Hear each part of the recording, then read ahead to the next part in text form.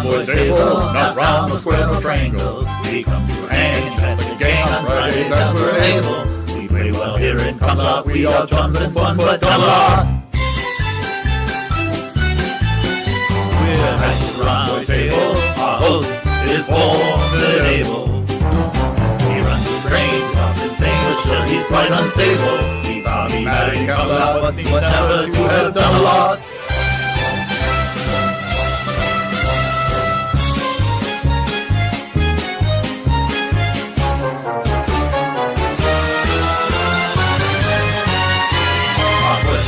Label, quite incomprehensible. Blue wrench in hand, we have no plan but to sit and hear Dodge babble. It's a lazy time in Camelot. I have to shake my bum a lot.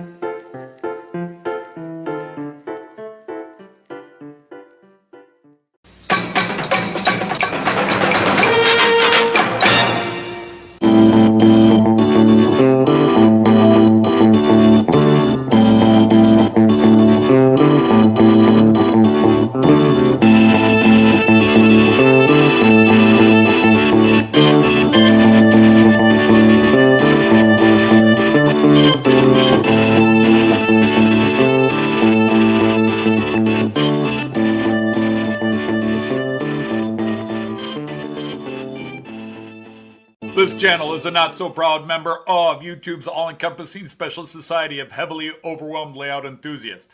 Check any railway show, check any railway club, check any layout, check your own house. You'll find one of us somewhere.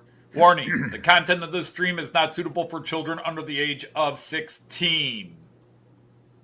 The topic, language, themes, attitude, and personality of the presenter is not appropriate for anyone, much less children under the age of 16. Topics discussed will not center on trains and will focus on anything except politics. It just happens trains are running. Any similarity between characters, situations, trains, and intelligent thoughts is strictly a coincidence. Any rebroadcast or transmission of the stream without the expressed written consent of Major League Baseball is strictly prohibited. Viewer discretion is advised. Remember the 3 rules for model train layouts and pretty much anything. It's your layout, do what you want as you want. Do not tell someone else what to do unless they ask you directly what they should do. Do not call out, mock, criticize, or insult another channel on your channel or anyone else's channel. Thank you for your cooperation. And see it, you'll love it, and it's all done in the best possible way. Hey everybody, it's Friday again. Where's the time gone? Welcome to the grand meeting hall of the Castle Camelot, known as my basement. I hope all you Knights of the Rhomboid table are well. I'm kind of in a grr mood, but I'll talk about it as we get going. Nothing too serious, just dealing with a project that just won't end. No matter how close you get to the end just keeps getting pushed further back. So anyhow, what knights have joined us so far? So we've got Sir Andrew, the 156 Shortbread Express.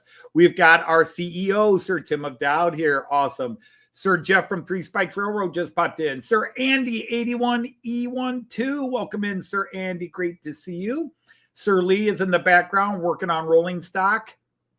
Great to have you from Anfield Road. Sir Chuck of Schreiber is here. Sir Jean of Ricard is here. Sir Josh Cannon is here. Great to have you here. Lord Owl himself is here. Welcome, good Sir Knight. I hope you're well. It was cool to see the picture of you with Brian Finn and the mysterious Mr. X, although I have seen his face in real life. We've got Sir Greg. A very good early morning to you, Sir Greg from Midsummer Railway. We've got Sir Scott from Balcurvey Junction just popped in. Sir Anthony Borden is here. We've got Sir Rayron is here. Great to have you. Sir KJ from Roland Blue. We've got Sir Tom of Couples, our Sergeant at Arms. We've got Sir Tom of Houston. We have got Sir Eric and Sir Billy and fellow Opa from Bondon Eisenbahn's crew, Dame Cara as well. Sir Ifo Van Zon. Sir Chris from Go Via Go Home. All these names that I remember vaguely because I have spent another week off of YouTube. I really thought I would be done by the beginning of this week. And this project just continues to go on. There's always something. I am done with principal construction and even a lot of fine tuning. Today was supposed to be a special day because we had contracted for the plumbers to come out today. Now, the plumbers usually want to come out and just do everything at once. When it comes to reinstalling, they want to do the sink, they want to do the tub, they want to do it all in one shot. So I understand that. But I called them up and their people said, yeah, sure, no problem. And we asked if they could come out today, or they scheduled us for today, that this morning they would come out and reset up our shower so Joyce and I can use our private shower and bath instead of sharing the main one of the house with our daughter, because especially with Joyce going back to work next week, there's conflict of time and access to that shower and bath. So we were really hoping we would have it, all the plumbing turned back on, and then they would come back next week to do the sink. Unfortunately, their supervisor called and said, I'm not sending a crew out on 2 separate days because it winds up being 2 4-hour jobs instead of 1 5-hour job. And I mean, I can't argue with it, but it's frustrating because they were going to come out and just set up our shower and tub. And then their supervisor came in and said, no, we're not doing that. We wait until your sink is in so we can run all the plumbing together at one time, make sure it's all good, no leaks, et cetera, et cetera, et cetera. So they canceled out on us. So Joyce and I, the earliest we will have a working shower is maybe this time next week.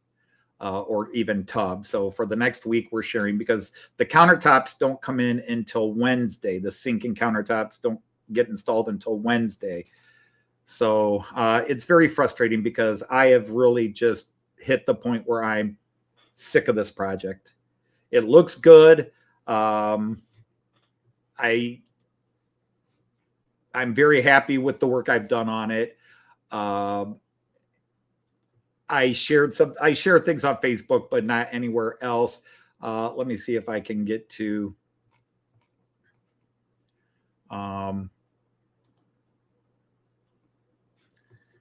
Yeah, I'm wearing the same shirt. Let me see. Oops. Now I gotta get back to me. Share screen, I think.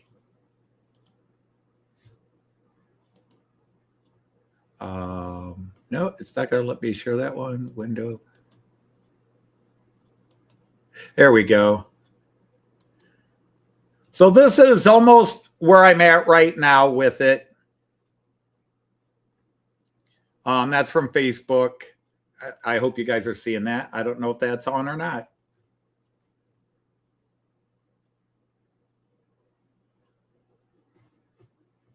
Huh. Okay, maybe not. Let me go back to my StreamYard.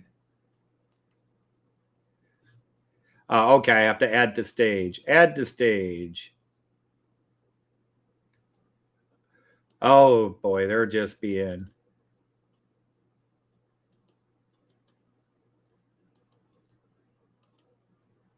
There we go. Okay, now I'm finally there. Sorry about that, guys. But this is where we're at right now with this. Waiting for the countertops, waiting for the showering. I've done a little more work. I've done some work on the floor. The doorway trim there, you can see it's kind of two-toned and messed up. Hey, Luma, Sir Luma, how are you? Sir John from Mystic Railway, Sir Clive from Newland Railway. Sir Rick of Moray is here. Welcome, all you guys. I'm taking a quick peek at the list who's here. Hey, Sir Andy, the hot dog pilot. Great to have you. So yeah, this is what we've been doing, and yeah, I'm just in delay mode, but this project has taken, I am close to 4 weeks on this. I am close to 4 weeks, and I'm tired of it. I'm tired of delays, and every time I start part of this project, I have to repair or replace. It was like today I had time, so I started putting in a new light in the bathroom. And lo and behold, once I pull down the lights box, I've got 2 dead-end wires just laying loose in my roof.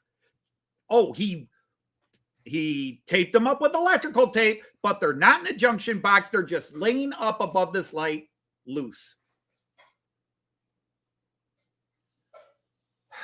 So I've got to go out to Lowe's for about the 20th time in the last 24 days.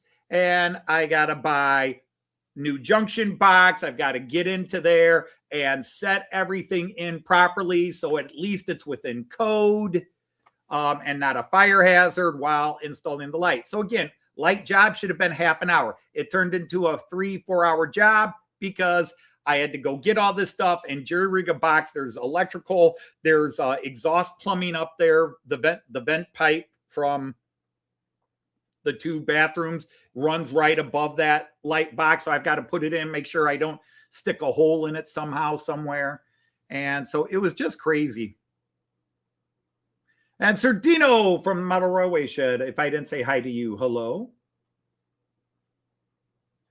So, yeah, that's where we're at with that. And, yeah, I'm tired.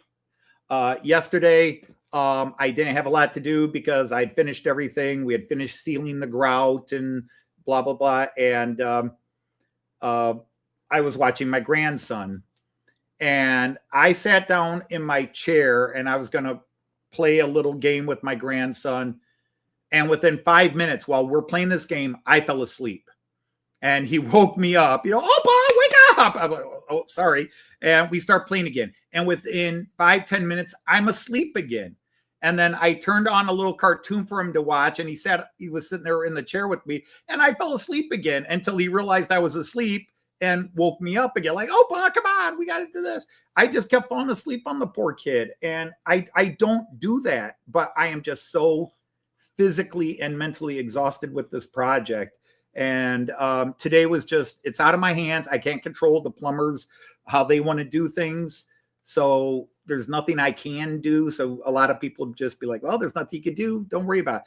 Well, after 4 weeks and having to share a shower with our daughter and having to go downstairs to brush our teeth and blah, blah, blah.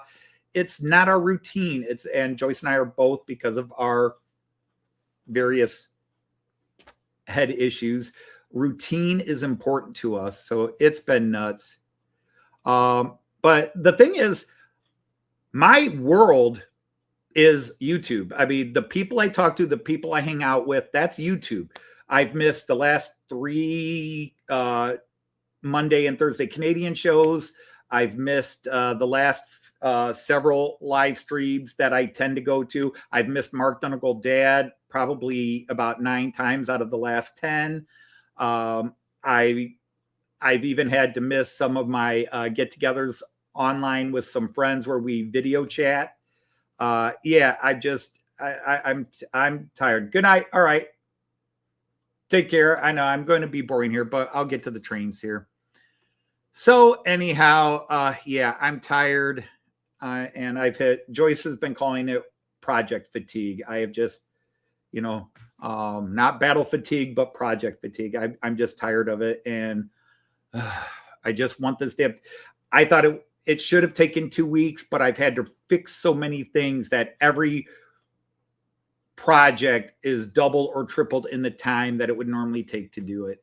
So Sorry about that, guys. So anyhow, today I am doing sort of a Steamerpalooza warm-up. Steamerpalooza will be Oktoberfest this year, the official Steamerpalooza, although this is Steamerpalooza. It's all steam trains, but it's not going to be every single stream train like Steamerpalooza.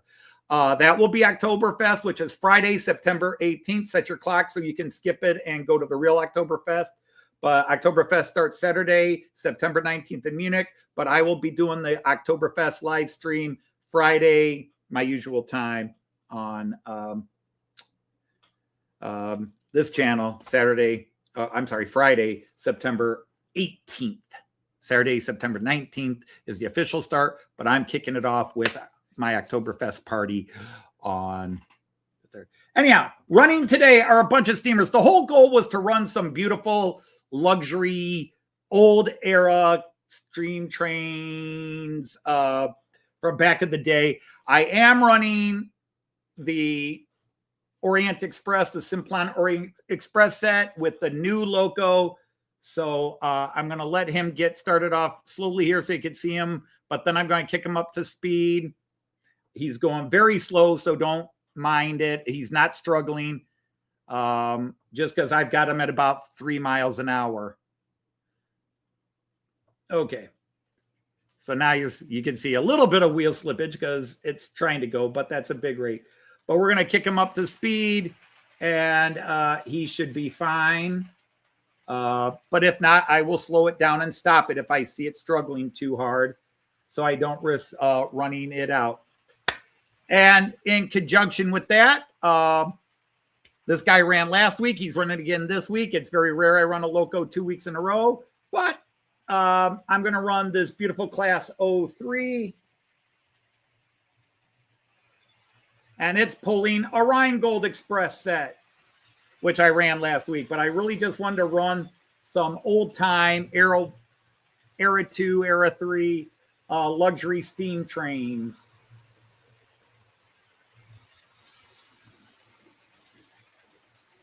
I figured a lot of you who like steam, this would be a good day for you.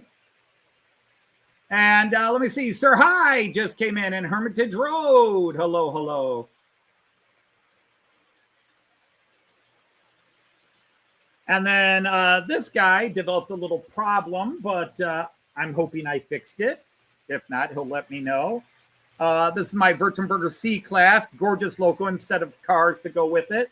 But a little piece that holds an axle clip seemed to get snipped somehow, some way.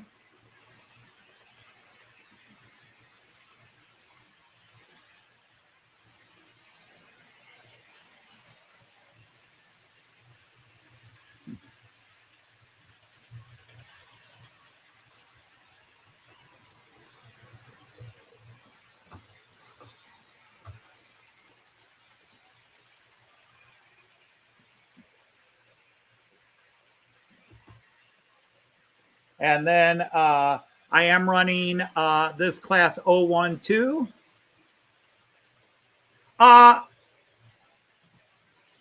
4 of the 6 make smoke, but they don't always smoke. I am going to try to get them to run smoke once they warm up a bit.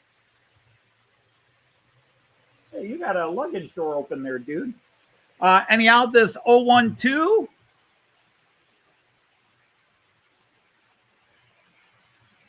Whoops. I have you going backwards.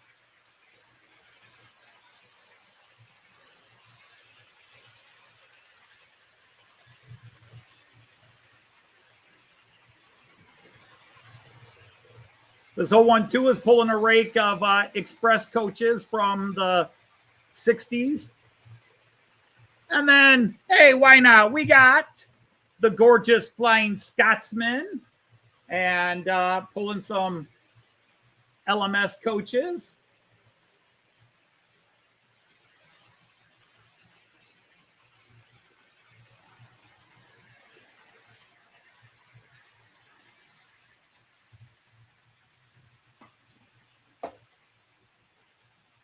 Okay, the Württemberger C-Class did slow down. He was running kind of fast. So apparently I slowed him down too much.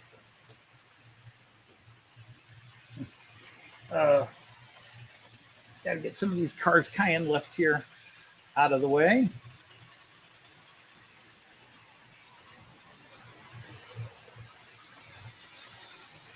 And then one freight train today, just a little 89. I don't think I've ever run this. I thought I might have, but Jean Ricard was talking to me the other day and said he doesn't recall me running it. And his memory for that kind of stuff is usually pretty good. So we've got a little class 89 that's going to run. So welcome him. I thought I'd run him once before, but if not, there he is. All right, let's get the Flying Scotsman a little more speed.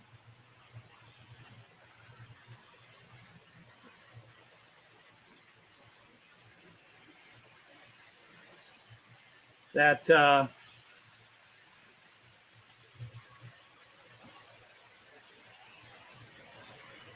Class 03 is flying today, so I better slow him down a little bit. Slow down, fella. You look like you're having too good of a time.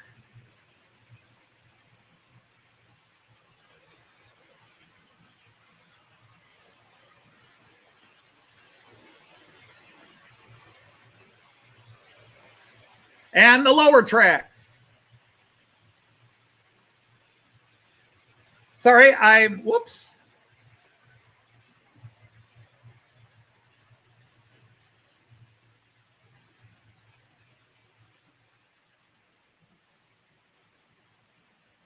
There we go.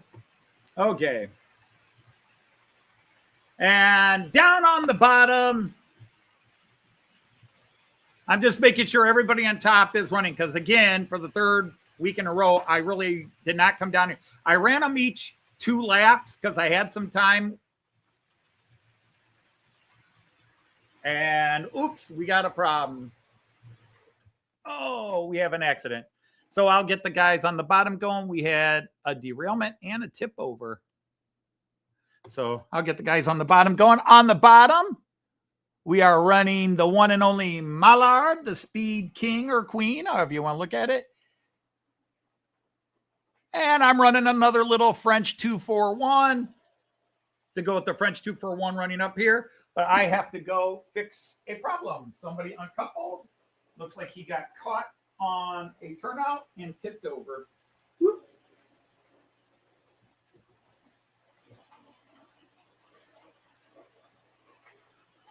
What happened here? Oh, you decided to take another.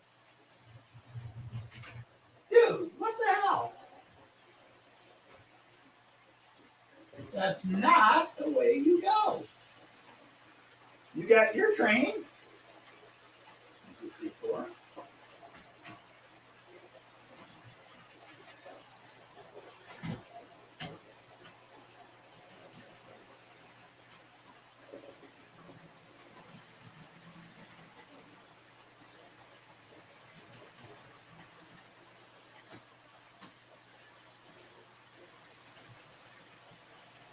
How can I reach these guys?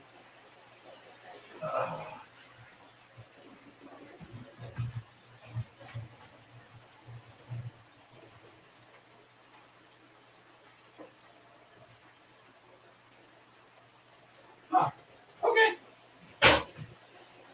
Looks like easy problem solved. I hope.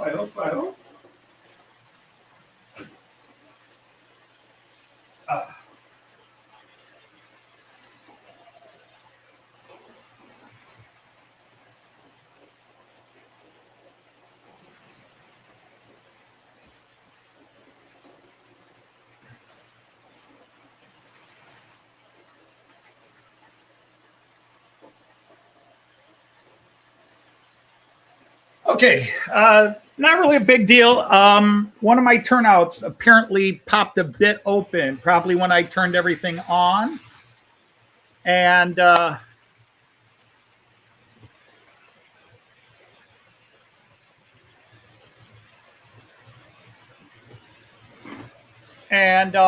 one coach got caught in it. You know, one's trying to go straight, the other one's suddenly trying to turn off. So 3 coaches went through. One coach decided, nah, I'm going to take the turn off. But It was not closed entirely, which is interesting because I had not used that switch in a couple of weeks. When I moved trains around, I hadn't used that one. But again, sometimes when you start the system up, you get a little bit of an energy surge and it can pop. Sometimes I'll get a train suddenly start doing one of its announcements or ringing a bell, one of the turnouts will pop. So anyhow, that's where we're at. That's where I'm at. That's life. I've got people saying, Anthony, all you've done is talk about your bathroom. It's because all I've done for 4 weeks is this bathroom. Today I got up at 6:30 to get some things ready for the plumbers, finished getting things ready for the plumbers. And then they called at 8:30 and canceled. And I was like, okay, well, I can do this, and this. I've got other things I can be doing, so I guess I'll go do those. Hey, Sir Jason from Colonel Cottonbelt. Sir Michael Johnson, welcome in.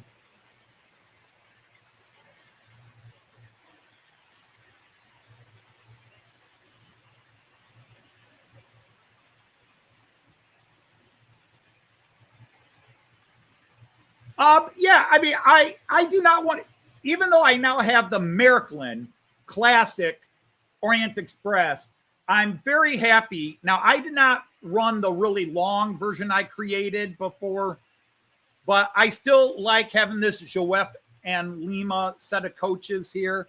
And so I'm very happy to run them as a second Orient Express. So yeah, it's still cool. I mean, I like those coaches. They are not the ones I most wanted, but they were what I could get at the price I could get. But I finally was able to afford and find the really nice Märklin 100th anniversary edition. So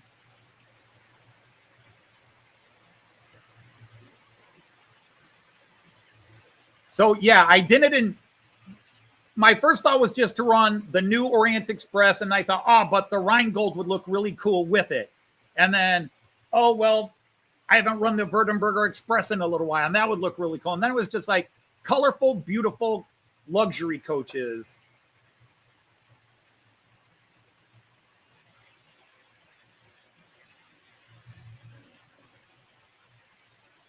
Oh, that would be great. Hey, Sir Andy of Puff Candy. Great to have you. Yeah, KJ. Yeah, the rule excludes politics and religion, but not bathroom.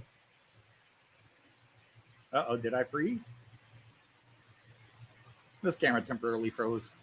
All right, so anyhow, let's get around. But I just thought most people would enjoy. I mean, obviously, there are some diesel yeller lovers.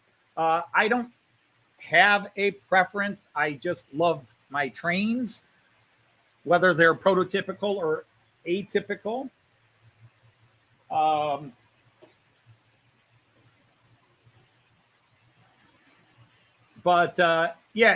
wanted. Hey, Sir Dwight, hope you're well. Hello to Andrew's mom.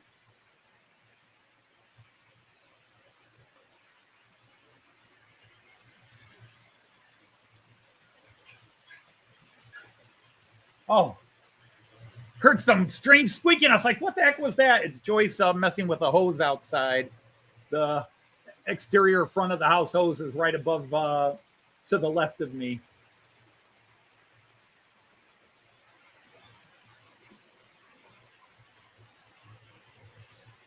Oh, I get that, Tom Houston. I get that. I have held off on doing this bathroom for at least 3 years, if not 4. Joyce has been trying to get me to do this bathroom for a few years, but I have lived in fear of it. I have lived in fear of doing this bathroom because, that's a great shot with the Rheingold in the background. Boy, that 03 is flying. I'm going to cut down his speed a little bit more. That 03 just wants to put on a show. All right, I'm going to see if some of these guys will smoke for us real quick. Smoking is not allowed.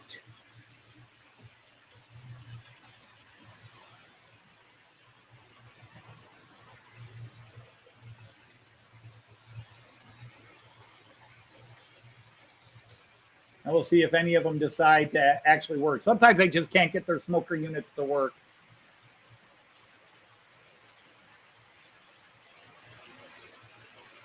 Yes, Andy, because of all the hornet's nest of stupidity, because I have done every room in this house, including the basement, and anything the previous owner touched always has a hidden disaster. So when something's going easy, oh, there we go. Somebody decided to smoke right away. That's the new guy. He wants to show off. All right, let's just go to the long view. Yeah, the new guy wants to show off. Ah, look at that. What a great shot coming right at you. Whoop.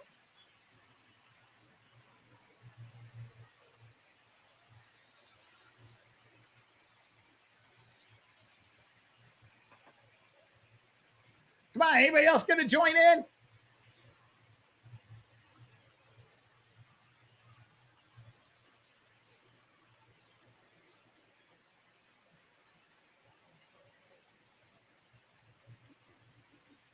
Oh, we got two of them going. Yes. The 03 and the 241 are going. We got two guys smoking there. Ah, the basement's going to be a fire hazard tonight.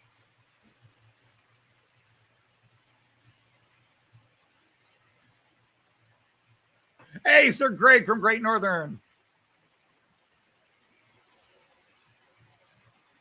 Quick, where's DB Cam? DB Cam, quick, DB Cam. There it is. Choo!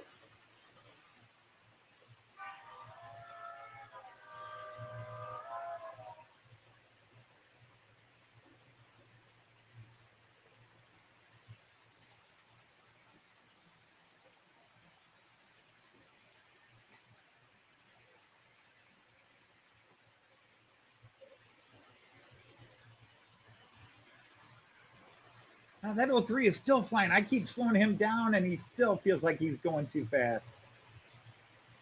I mean, he is an express train. I dig that, but...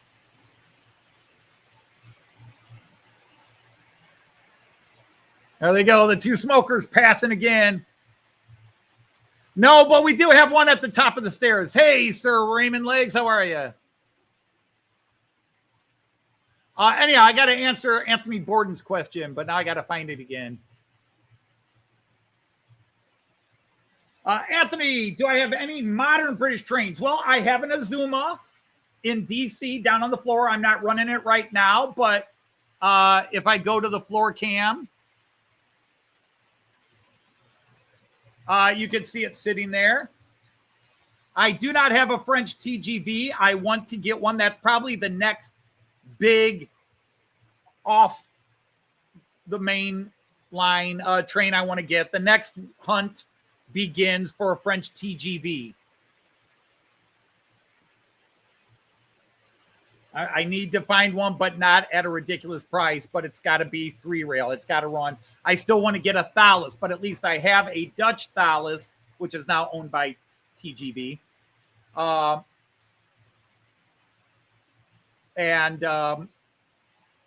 I want a Thalys that I can run up here on the upper level. All my British trains are from Hornby, except my ScotRail Class 68 locomotive, which is from Daypole.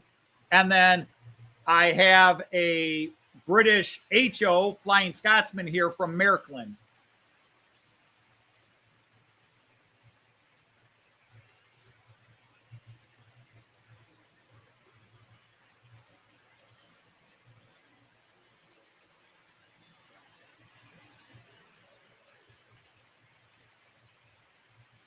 I don't even know what Arbroath Smoky is.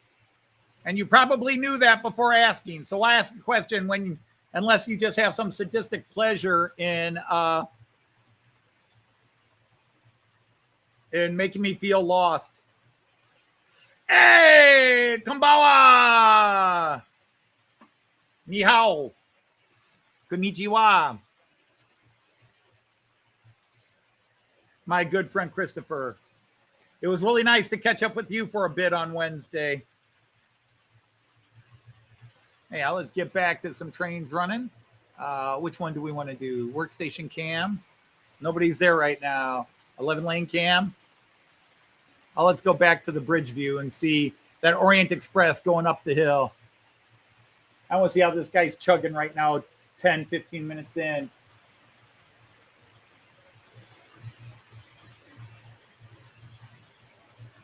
Oh, he is. He's slowing down a bit. All right.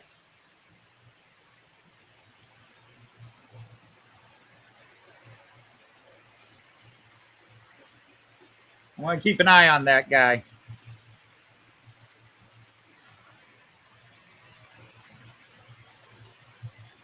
Well, right there, you got to know, I don't do fish. The only fish I eat is whitefish, deep battered and deep fried, you know, like what you get in a McDonald's sandwich. So it's really not fish, but that's the only fish I eat. You know, like decent quality fish and chips. All right, well, you got to see those guys smoking. I'm going to turn them off from smoking. I don't want to get this basement too smoky for when Joyce comes down. Hey, Sir Chris from Model Train Aficionado. Saw your video today with your new pickup from Jerry. Nice job. Very nice bits of machinery there. You're a macro muncher. Nope, I won't touch that one. I mean, in some ways I could be one too, but that's a different story.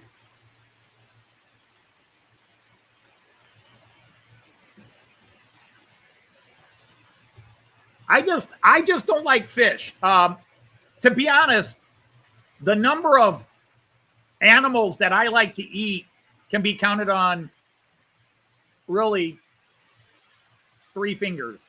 I like beef.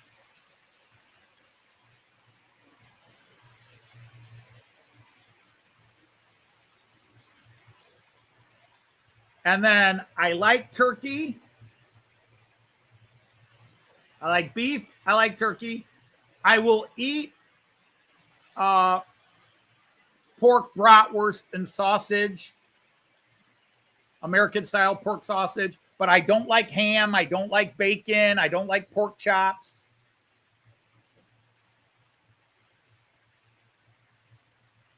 I'm not a fan of chicken, but I will eat chicken breast.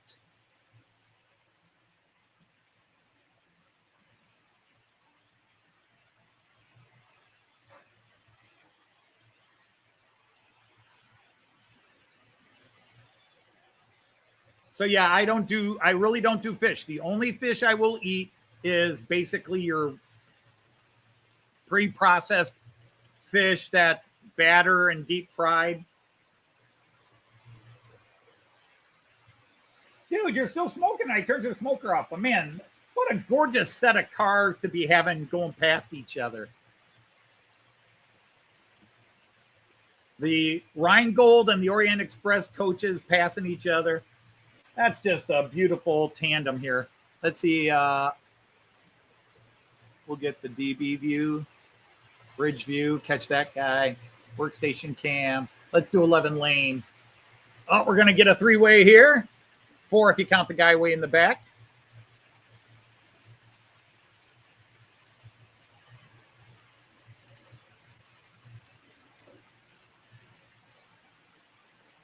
But this should tell you a little something.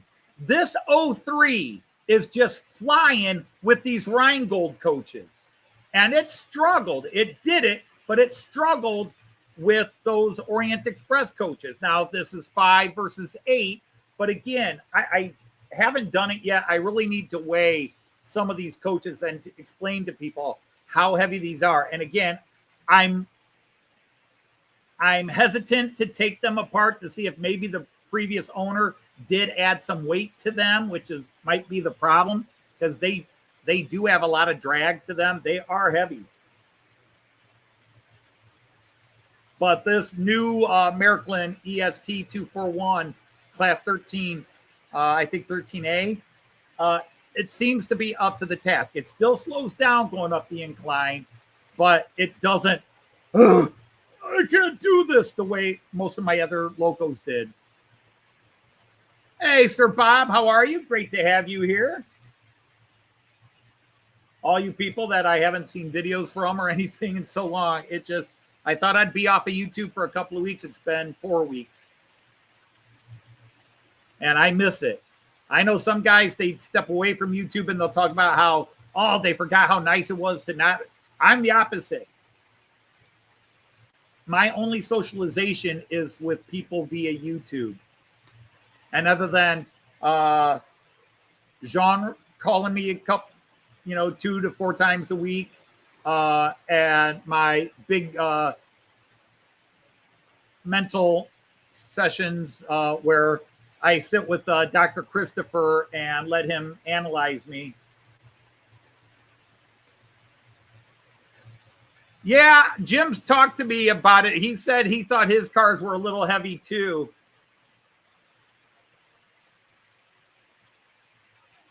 Yes, I've actually done that, KJ. Nothing I videotaped, but yeah.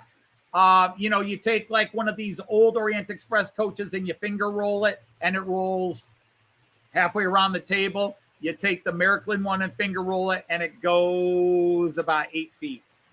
And again, I've checked the axles. I've checked if there's stuff interfering. I've looked at couplers and etc. Is anything dragging and holding them back? And there's nothing blatantly obvious. It's when you pick them up or you move them with your fingers and you feel the drag.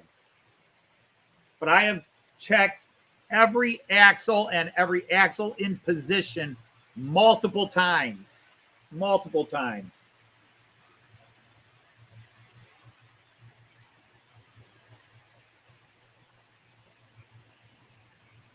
Hey, Sir Derek Alexander.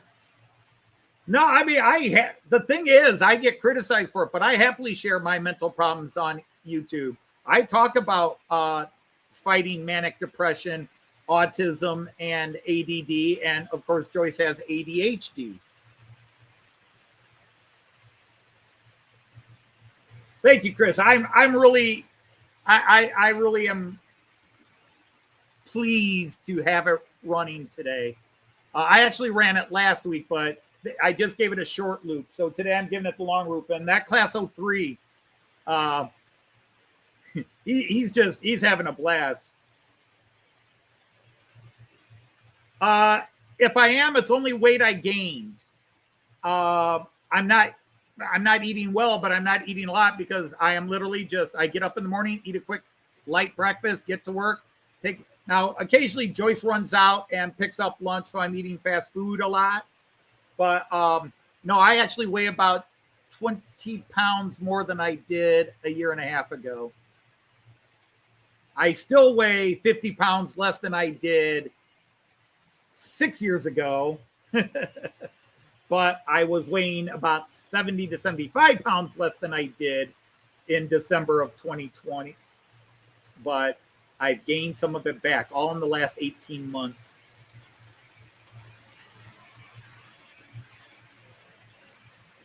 Well, at least, Ifo, you saying that actually makes me feel better. You saying that other people have said they were heavy and draggy. But again, I get so many people when I posted the Roco video that they went after me like, well, that's what you get for buying that. Or I've got the Orient Express and have no trouble with it. And it's like, good for you. It's like that Roco Loco. I had people accusing me of hating on Roco. And I'm like, obviously they don't watch this channel because Roco is one of my favorite companies. That Loco was bad. And to show it was bad, I didn't just show it failing with, because I gave a lot of Locos a chance with those Orient Express cars. And they struggled with it.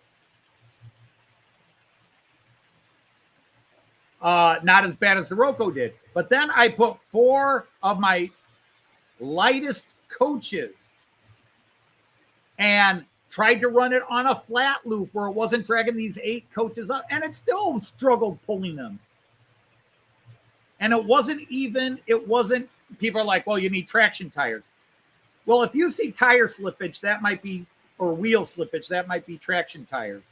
But when you just hear the muscle straining and the wheels not moving at all, that's a weak motor. That's just a weak motor. I'm not even saying the entire run was bad. I just happened to get a lemon. Okay, I've got dozens and dozens of trains and locomotives. You're going to get a lemon now and then. It happens. It's frustrating. It's aggravating. I'm glad I didn't pay even close to full price for what that was, or I'd be really ticked.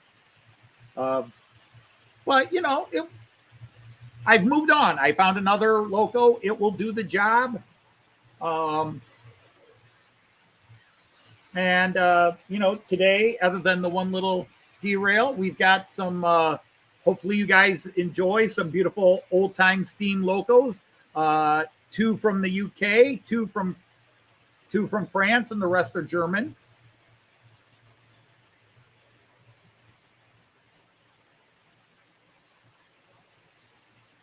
And for those of you who's like, where's the freight? There he is, right there in the background. Got you a little freight train. Hey, Sir Randall Ellison, how you doing, my friend?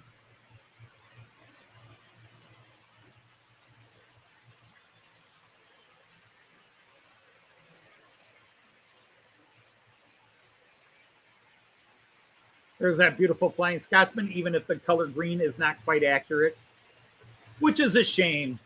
And I do plan for my UK train collection. There are still a few UK trains I'd like to pick up, including a proper consist of Gresley Teak coaches for the Mallard.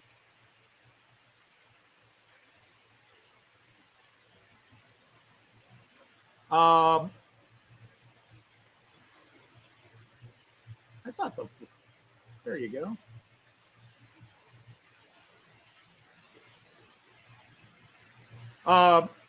The Gresley Teak coaches for the Mallard. But I want a proper consist. Whether it's a 5-coach or 6-coach consist, just something that isn't just stuff I picked off of eBay to have some coaches to run with my Mallard. Hey, Sir Andy from March West Junction. Okay, so you're liking, that is called a Württemberger C-Class. It's a Pacific, it's a 462. It's also technically a Class 18, a German Class 18, but it's known as the Württemberger C-Class. Or the Württemberger C-Class has got reclassified as 18. I forget exactly how that works. EFO or Raymond probably know. But yeah, I wasn't planning originally to do a full Steamerpalooza. Boy, what a great shot. Look at that baby going. Nice. It's so nice to see.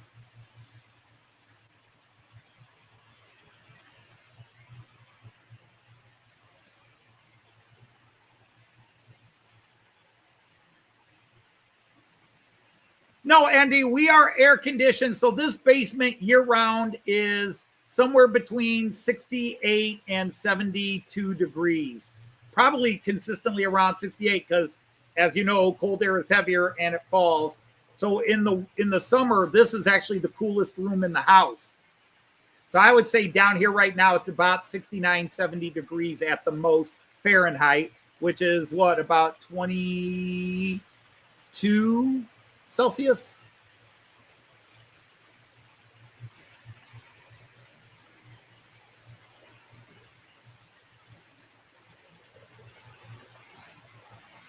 Yep, it is running. There's Lord Al again. Hope you're well. But I did manage the last couple of Sundays, now that Andy's back on, to I waited till after Andy's live stream to start work so I could pop in. Man, he had some gorgeous trains running the last couple of weeks. He has all kinds of gorgeous trains, but well, that class 012 is flying now as well. I'm going to slow him down just a bit. Maybe 92% today. Flying Scotsman. Let's give you a little boost now that you've run in a bit.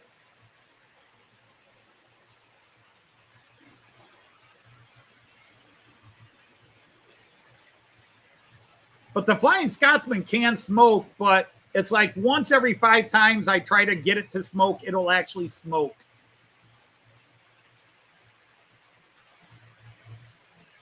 Yeah, cavity wall, great in the winter, but killer in the summer. I got you. Yeah, our entire house is air conditioning. In fact, we have turned the air conditioning off exactly once this entire summer. We had a 2-day period where we just turned the air off and opened the windows because it was nice outside. And then it got humid and hot again, and we just shut it off. And it's actually better. Like a lot of houses in our neighborhood, it's actually cheaper and more efficient for your air conditioner to just turn it on at a temperature and leave it there, not turn it off when the weather gets nice and open up the house. And then when it gets hot, close the house. So a lot of our neighbors just run their air conditioning 24/7 through the summer. I know the energy bills are not, they're bad here, but they're not ridiculous like they are in the UK.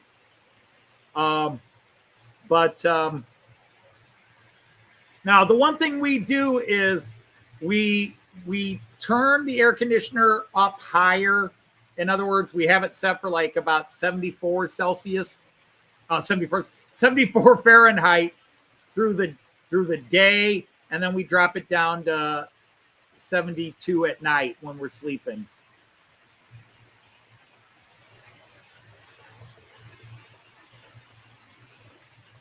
That is a Württemberger C-Class from the Kingdom of Württemberg, which is now part of the state Baden-Württemberg, although part of the state of the former Kingdom of Württemberg is also in the states of Hessen and Rhineland-Palatinate. But these various German kingdoms, it's so weird. I mean, it's up until 1806, it's the Holy Roman Empire. But the Holy Roman Empire was just a bunch of German kingdoms or territories ruled by German princes, which included peoples from other lands, like Bohemia, which was Czechs and other peoples, but it was part of a territory ruled in the Holy Roman Empire by Germanic nobles. Of course, they had a much larger German population before the end of World War II in that region, in Bohemia.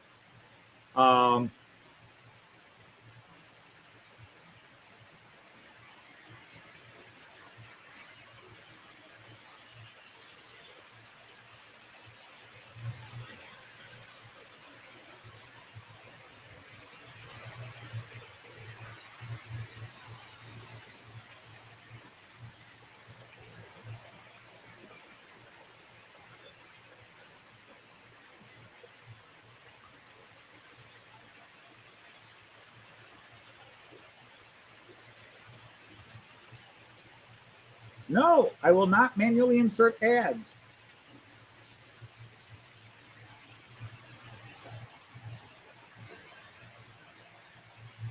Spare him his life for his one sausage tea.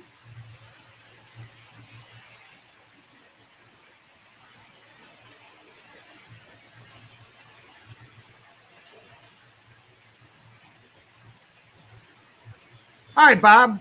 It's cool. We just appreciate it.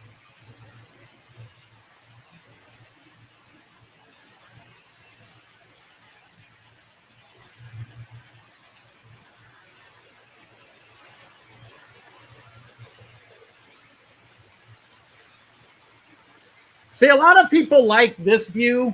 You know, it's overhead and you can see the expanse of the layout, which is cool. You just don't really get any close-ups of the trains. And that's why I like to do the mixed views where I'll have a big video and then a small camera inset so you can get different angles. Or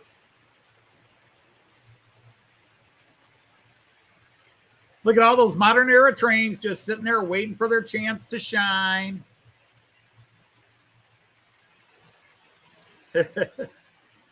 Well, it wasn't independent. It was part of the Holy Roman Empire.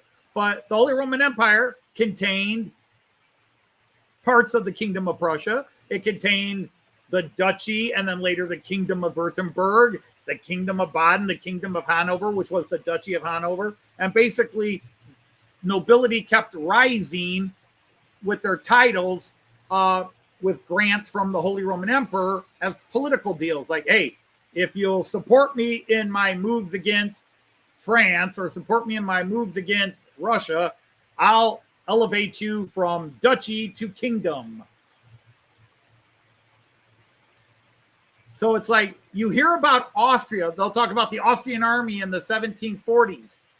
Well, it was the Habsburg army because technically it included Austria, but it was all the Habsburgs ruled the Holy Roman Empire, but they also had some territories that were outside. And yet you hear about that, the Austrian army.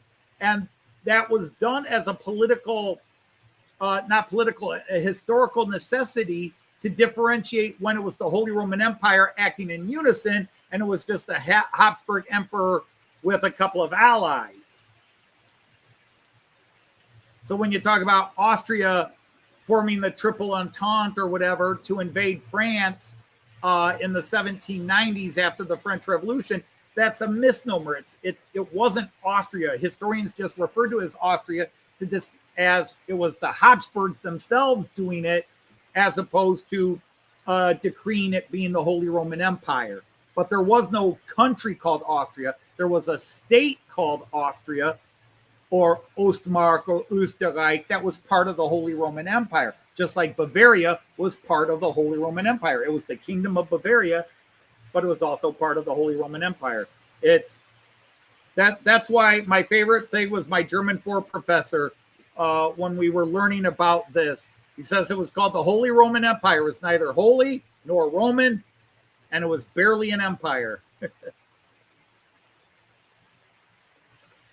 Yeah, it became the double monarchy. For a little while after the dissolution, the dissolution of the Holy Roman Empire in 1806 to foil Napoleon's attempts to get the Holy Roman Emperor crown, it then became known as the Habsburg Empire, and then it became the Austrian Empire. And then in 1865, 1867, the Hungarians began rebelling, and a lot of the Slavic groups in South began rebelling. And so the Habsburgs agreed to calling it the double monarchy. So he was the emperor of Austria and Hungary, which basically for almost the entirety of the double monarchy, it was Franz Josef.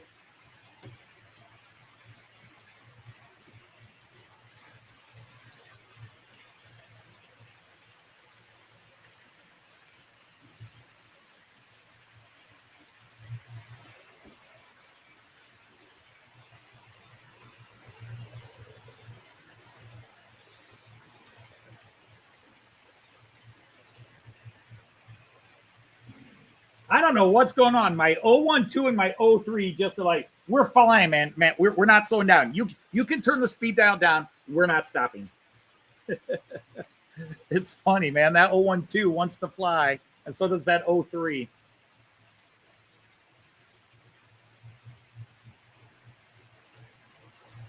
There's the Orient Express, still doing well. An hour into the show. Almost an hour in. So about 40 minutes of running. Man, those are gorgeous coaches. It's nice to watch them run, although I am keeping an eye on, is he slowing down? Is he slowing down? Is it starting to struggle up the ramp a bit? But here it comes. That's the thing that blew me away. I did not know this. So when I started running it, I thought I had broken something. There's only one headlight on that 241 if you just saw it coming up the ramp. There's only one headlight.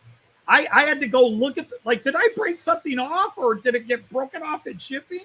No, it only has one headlight, which is a song by Bob Dylan's son, The Wallflowers. You want to talk about 5 minutes of being mad at myself, like, oh my God, I just got it and I broke a headlight off. And no, it's only got one headlight.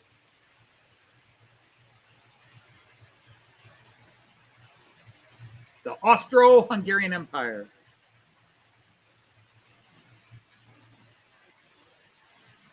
I can give it a break. It does struggle a bit, but yeah, I can give it a pause next time around here. Maybe I'll stop it at the Delmenhorst station. Hello, Sir Andre.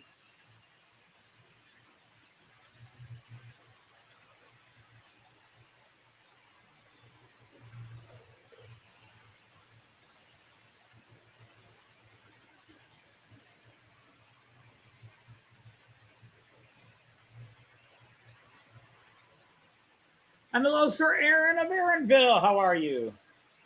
But yeah, I'll go ahead and just let it rest for a while and kick it back up in about 20 minutes. Yeah, better safe than sorry. Get it to make water filling sounds. Well, it does have that sound, but where? There's 30 sound and light functions on this one.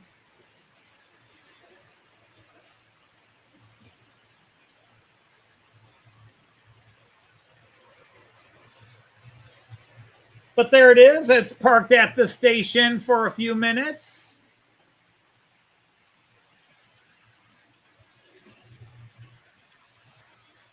Just going to move it forward a bit.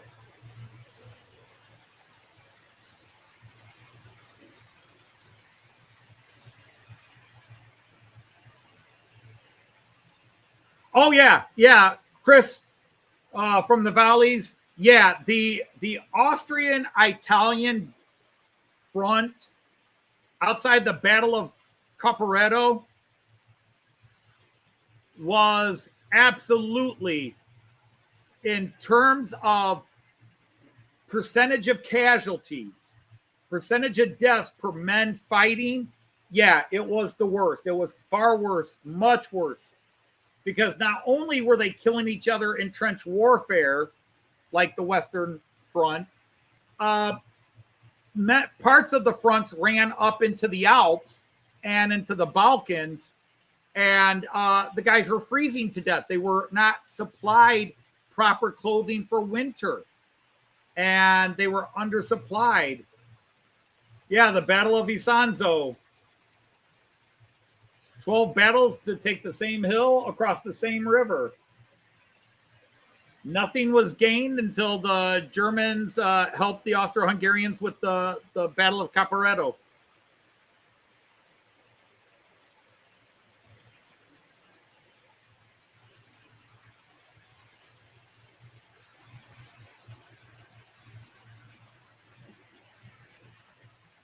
For many, many years, World War I was one of my favorite studies. Well, hello, Sir James. Welcome in.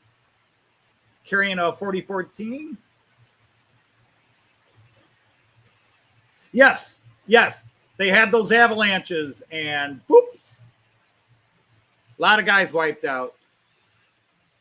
I think 10,000, and I think most historians will say 10,000 was a bit of an exaggeration, but yeah, it was a lot of men died. They have no way of knowing. My opinion, it could have been more. They have no way of knowing because their roster numbers were never accurate because so many guys were deserting or taking extended breaks away from the front without permission, AWOL, as we would call it in America, absent without official leave.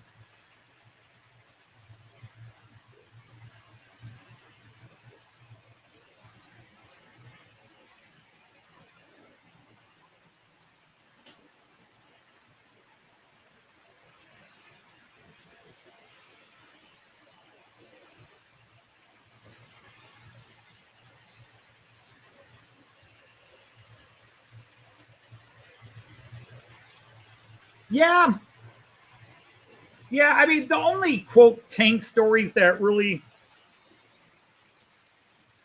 capture my interest were the World War I tanks, the whole British, the Battle of Canby, and so on, and just what was it? Was it in Lincolnshire, where they were building them, and how they kept it secret from the Germans, and they just,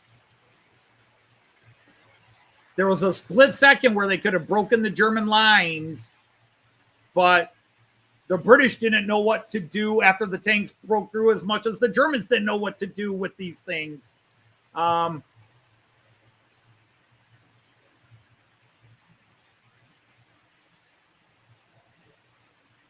Yeah, I have only seen something like that once, and it was much later, where we were in the Rockies when I was a kid, and they had we were in an area, and this was in the summer, So it was like July or August. And but they were showing an area where they had a massive avalanche on Pikes Peak. And yeah, just the amount of devastation was mind-blowing.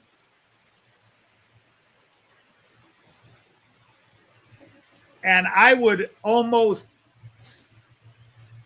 rudely assume that many of those soldiers first heard that rumbling and thought it was enemy cannon fire, only to realize it was worse. Because you can duck from enemy cannon fire, you can't duck from an avalanche. If you can't fly, you're screwed.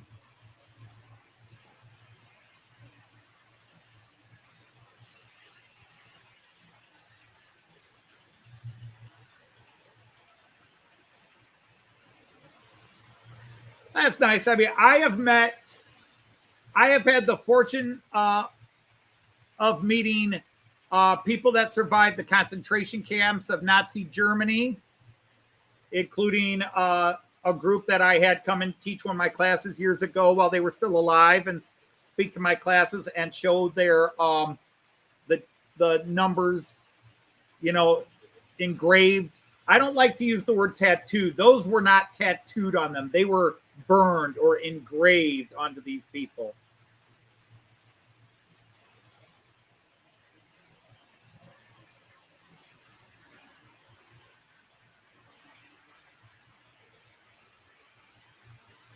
Indeed. The first full solar eclipse that I experienced was the one a couple of years ago here in the Northern Hemisphere. Joyce and I sat in our front yard and just marveled at it.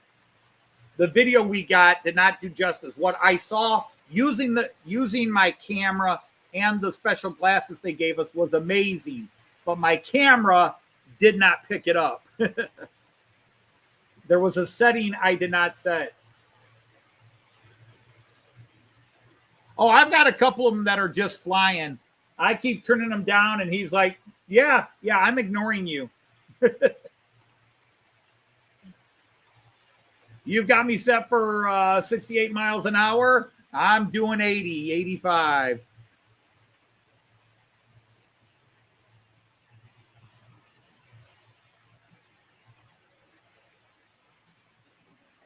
Yeah, Andy, that always gets me. No matter how much you warn them, it could damage your eyes. The problem is enough people do it and don't blow out their eyes that people go, well, it doesn't. Well, the problem is it is a risk. It is a risk. You run the chance of getting.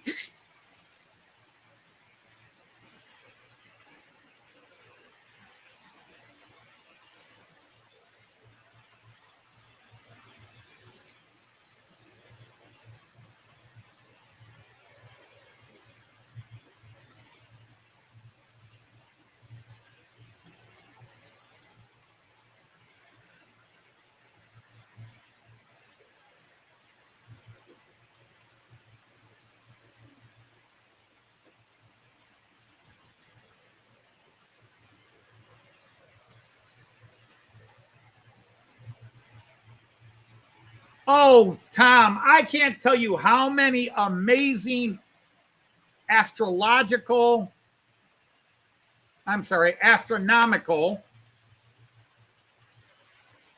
events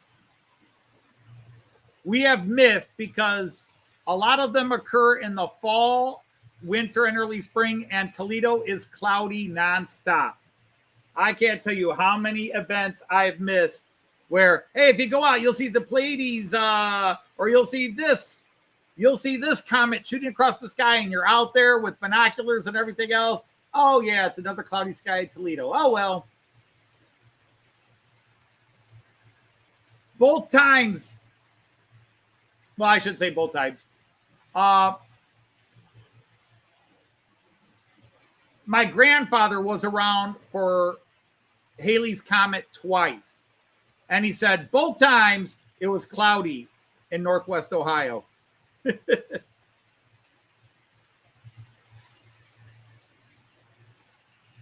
Well, hello, our good friend David from Beaten Off Junction. Hello, Sir David.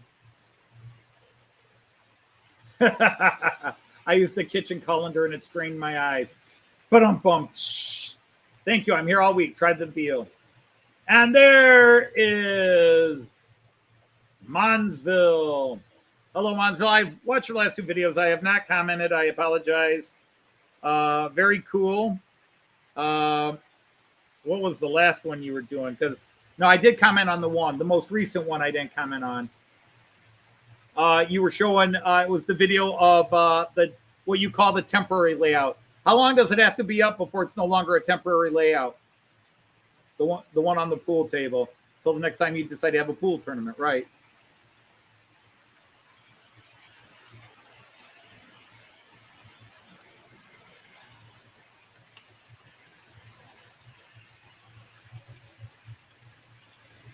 What's running tonight, Aaron? Trains are running tonight. Trains. It's actually a Steamerpalooza. I am running a lot of steamers today. In fact, all steamers today. When I came up with this, I was not planning on running all steamers today. But on lane one, currently taking a rest. I'm letting the motor cool down a bit. It's been doing okay, but I wanted to let the motor rest. On lane one, I'm running my Orient Express with that new French 241 that I picked up about 3 weeks ago now, but I didn't get to mess with until last week when I had some time off.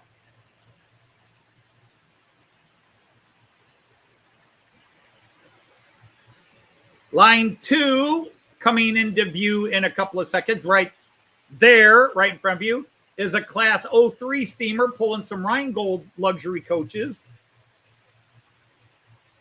Line three is a Württemberger C-Class pulling some appropriate Württemberger state coaches. He's not being blocked, so I'll pop to this camera right now. Well, he's going to be blocked just as he comes into view. No, he'll be fine. But that's on line three.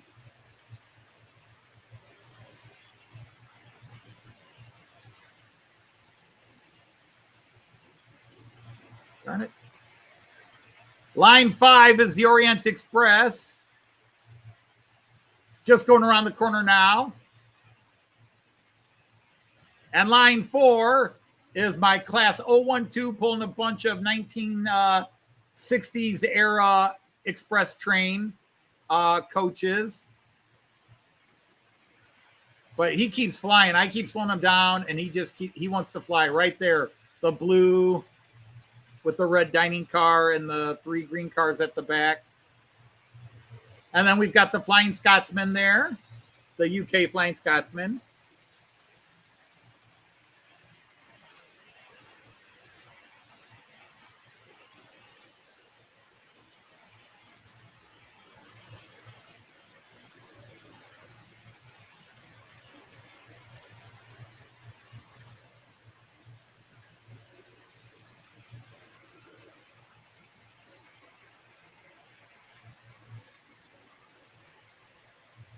Well, I don't know. I think it's more trying to impress the Mallard. Like, you think you're fast? Watch me. Whoops. Sorry. That was a jittery finger. I went to turn the speed down on a train, and my hand just hit the stop button instead.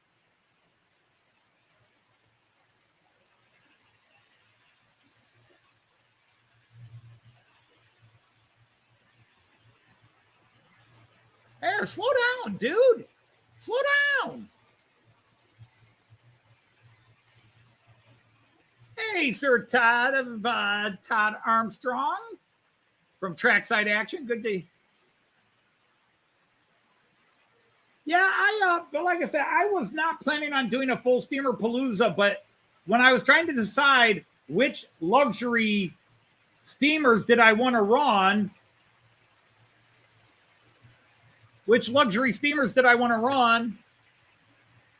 yes, Efo, the Miniature Wonderland Tracks is on the list. If Märklin makes a version, I will be buying it.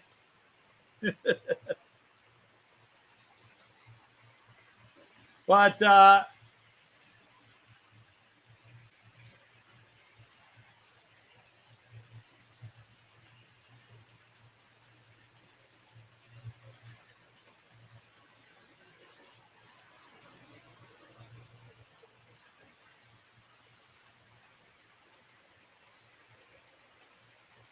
well, as I started going through, the one thing is I'm disappointed is I'm not running my blue Rheingold coaches. I really wanted to run them, but my blue Rheingold train is my loco is acting up. I think I just need to replace the brushes. The decoder's working, but when I hit go, you don't even hear the motor. The motor's not going. It's not that the motor's trying to go and not, it's just not going. So it's either not getting the signal or the brushes are dirty and the electrical is not getting through. So I just need to, when I'm done with this bathroom, pop this open and change out the brushes. I mean, it is a 23-year-old loco, so I'm sure, 24-year-old loco, I'm sure those brushes need replaced, even though when I bought it, it was in new stock. It had not been run, and I did some cleaning on it, but I didn't change the brushes. When I turned it on, it worked. But so Jean Ricard, I asked his opinion of it, and Jean told me, you know, before I do anything else, just check the brushes. And I thought that was a good idea because they are 20-some-year-old brushes in there.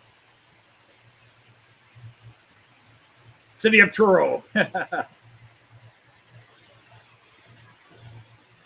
The Mallard took the record, but the Flying Scotsman got there first. Well, as Chris says, I hear that there's debate about that maybe the City of Truro has something to say about that. I don't know. It's only from listening to all the UK channels and the debates.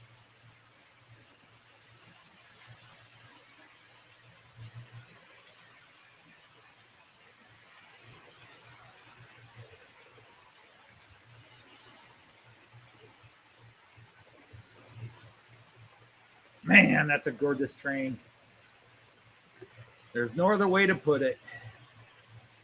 Oh, I never turned that light on over there. I'm already down a light. I need to have the other light up.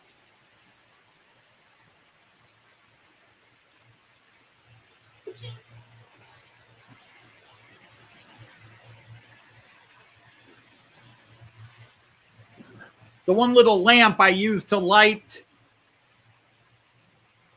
this corner is currently upstairs in my bathroom being used as a spotlight in the dark recesses where I've been working.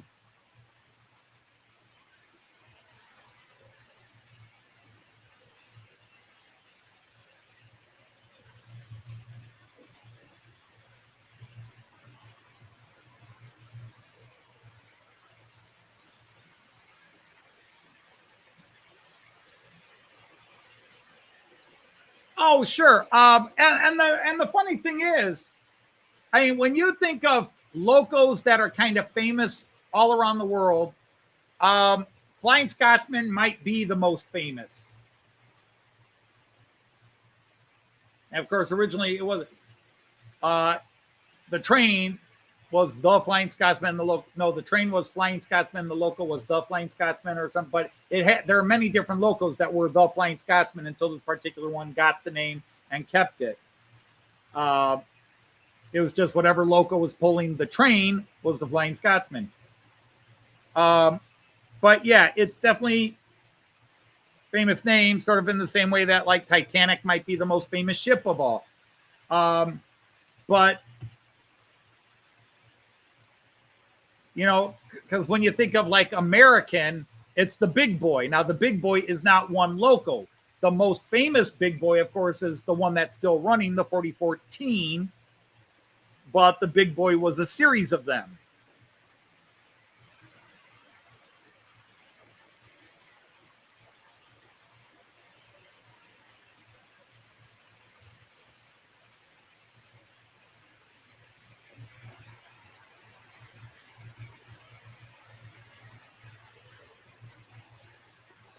It was funny once.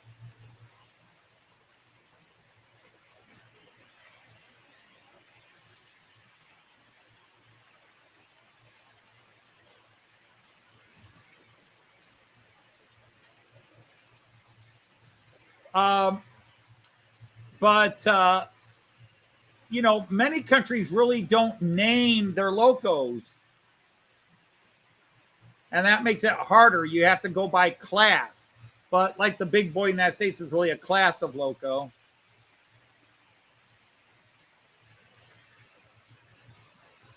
The Scotsman is one loco now.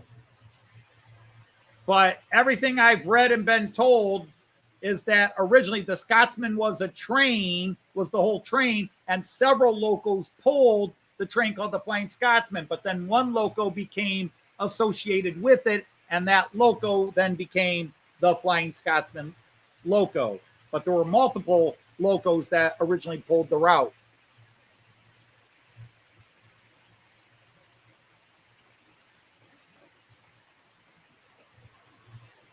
But like with German, you know, there are so many classes in the German steam world. Like, but which one is the great one? Is it the 01s? Is it the 03s? Is it the 44s? Is it the 50s? Is it the 52s? Is it the 78s? Is it the 74s? There are so many German steam locos.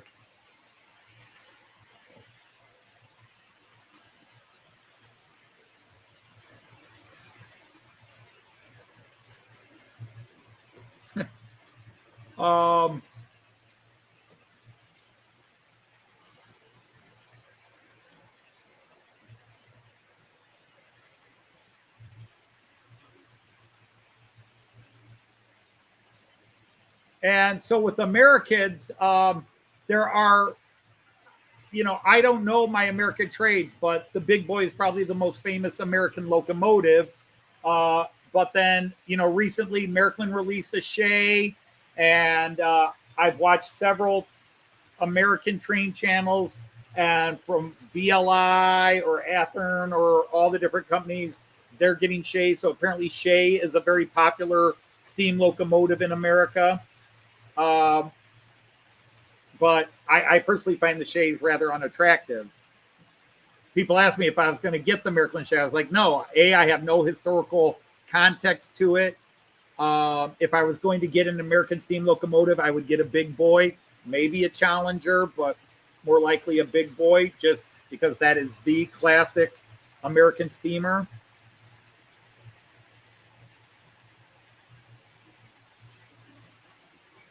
But yeah, my steam collection grew and grew because people would tell me, Anthony, you've got to have, if you're going to get German steamers, you've got to have this one. This was the great workhorse of the freight world of German steamers. So I have a 44 and a 50 because people kept saying, no, the 50, no, the 44, no, the 50, no, the 44.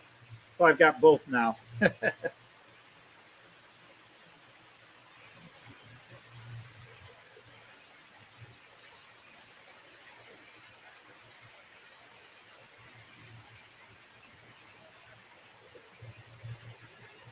Yeah, if you haven't been doing it for a while, David, yeah, the price goes. I sadly did not get to see the big boy on either of its trips. I was in Germany on the way to the East Coast, and on the way back, the weather was just too miserable. And the two cities where it was making scheduled stops were just packed. There was nowhere to park. And I wasn't going to walk in 110-degree heat index with my grandson in huge crowds to see it. That's how much I can't stand the heat. I don't care what's going on. About the only thing I'd go through the heat that I would go through that much hassle to see would be a Beatles reunion. And since two of them are dead, that ain't ever going to happen.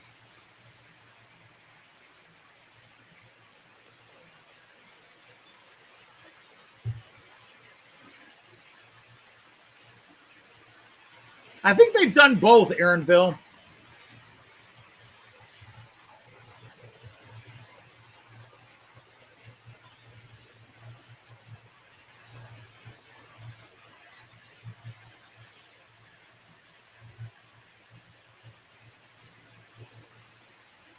Yeah, a lot of them had names. Most of them had names, especially in the UK.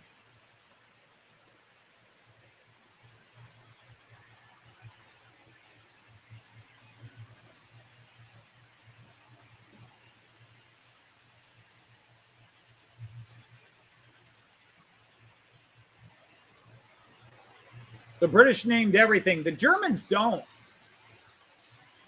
Some of the German trains have names. Like if you go to my one website, Wagenweb, which is a Czech site, when you look up some of their high-speed trains, some of them have names, some of them don't.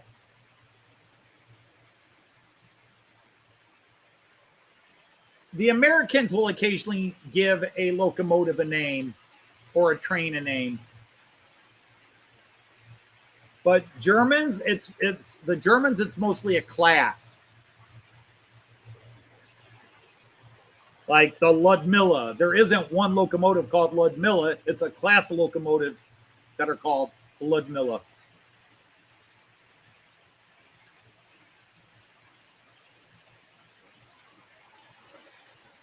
The Polar Star. Yeah, but that's very rare, EPO, which is kind of what I'm saying. It's very rare that the Germans name a locomotive. They'll name train lines, but it's very rare, and they'll name a full train, you know, like a Rheingold, but there are multiple trains of the Rheingold. There are certain trains that people associate with Rheingold depending on era, whether it's the 103 or the 111 or the different steamers. Ludmilla's in 4 classes. There's that too.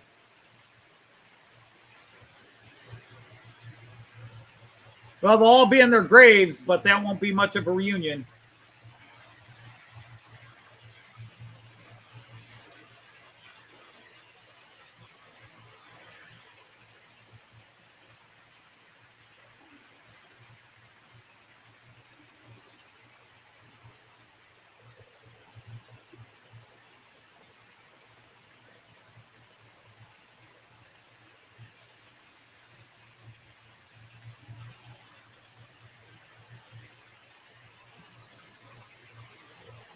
Yep, you've got the Adler.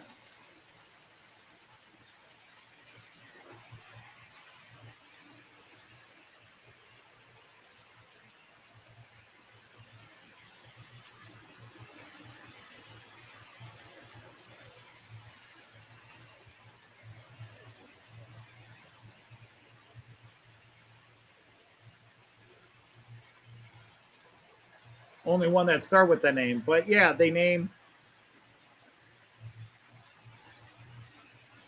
Curiously enough, Greg, I've been playing the Beatles' entire anthology, first song to last song, in my car, and we just finished the White Album, listening to the White Album yesterday and today while we were driving around to the different home stores.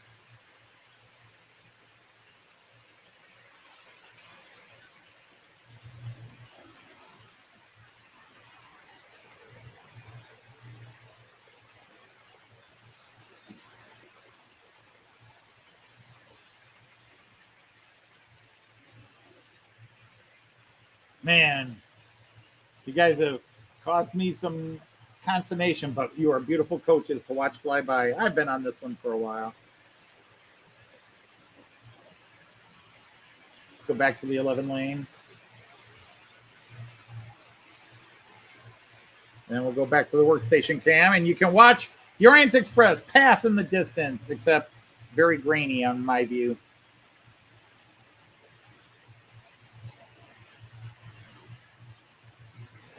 Yes, Tom. It did say that in the description that it's sort of a Steamerpalooza warm-up. I was not originally planning on running a lot of steamers. I did plan when I came up with the theme last week because I wanted to run the new Orient Express with the new loco. And then I thought it would be really cool to run the one Rheingold with it. You know, these beautiful luxury set of cars. And then I was like, well, but it'd be cool to run the Württemberger C-Class with it as well and just have these really colorful and gorgeous steam trains. And I just said, screw it, let's do all steamer. And just because I took away one British train down below by putting in a French mini Orient Express down there, I'm running the Flying Scotsman up here. So the theme became luxury express steamers.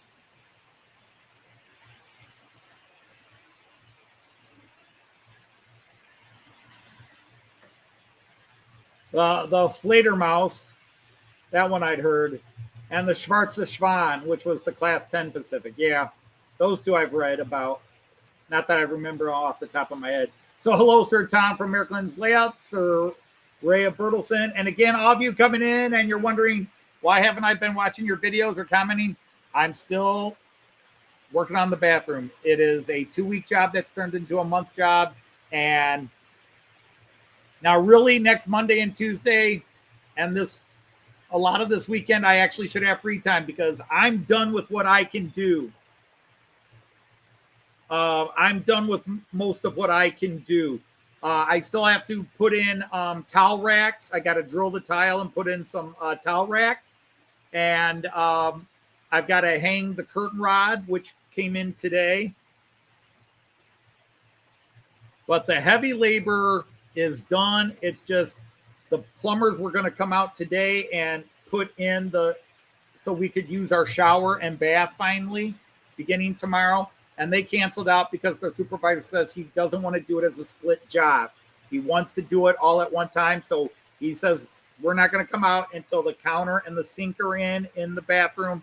And then we will come in and do all the replumbing at one time.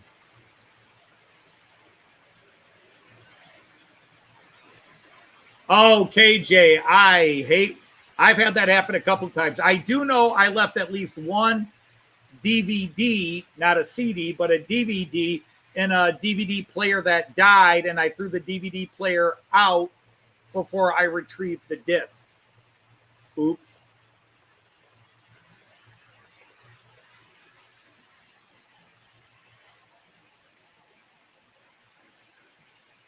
Which, since we're sharing silly mistakes, I got to share 2 of these since I'm doing the construction here so you can laugh at me a bit.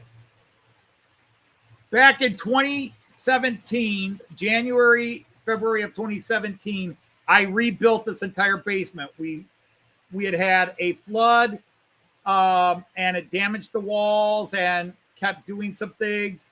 And we were just having all kinds of problems after that with moisture in the basement. We called in some people to talk about it, and they said, well, here's the problem. Your foundation is just loaded with water, and it's seeping into the house now, and eventually will cause these other problems. So we paid to have a whole new weeping system put in the basement with a sump pump and an exterior weeping system to keep, and we haven't had a drop of moisture in the basement since. But anyhow, with all the damage they did in my basement, plus the original flooding, I had to strip all the wall boarding off. I had to strip it down to the studs. And while I was at it, I fixed some wiring. We used to have this very low hanging drop ceiling. I replaced it with a permanent ceiling. I ran all new wiring from the main through here, which I did. You know, I didn't hire a pro. I did it myself. The much brighter lights in here, but none of you would remember how dark it was in here because I wasn't on YouTube at that time. But anyhow, so 2 of the dumb bits.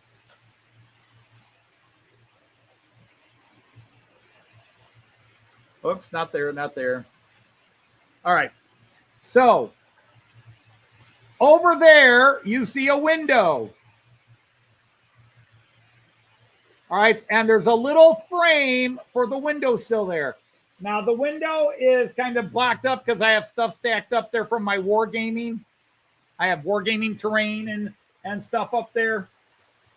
But anyhow, there is a very expensive flashlight up in that ceiling because I went up there with the flashlight to look around and make sure I wasn't hitting anything when I was putting the ceiling board up.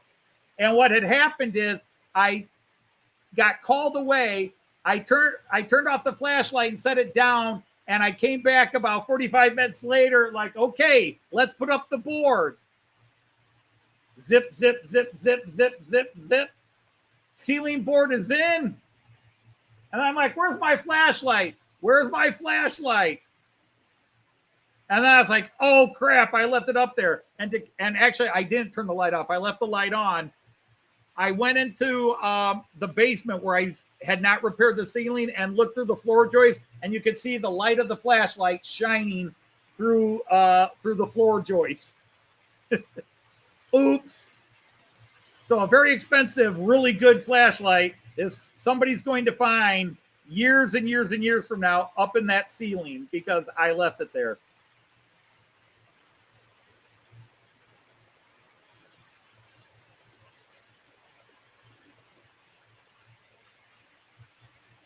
And then in the bathroom, Joyce and I were putting up the backer board, the cement backer board before we tiled. And Joyce wanted me to install some 2x4s, some lateral 2x4s to anchor the shower racks and eventually a handlebar, a grab bar for when we get older and need to grab on something to get out of the tub. So I put a bunch of 2x4s in there. Well, I had to do some measuring of something else, and I set my tape measure up there, came back in. Basically, was measuring the size of the board I had to put in that space, and came in, got talking to Joyce, put the board in, and totally ignored the fact that I had set my tape measure on one of those 2x4 plates I had put into. And so there is a 30-foot tape measure sitting on a board inside the bathroom wall.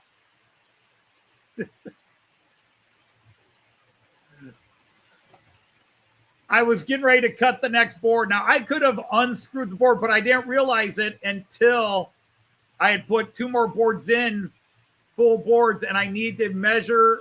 Go, where's the tape measure? And I'm like, it can't be. It can't be. But it has to be. It's in the wall.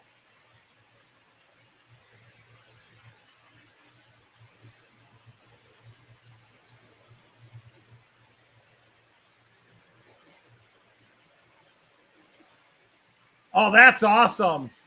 I'd love to have been the teacher that cranked that up. Mr. Dodge, what's this? It's Never Mind the Bullets by the Sex Pistols.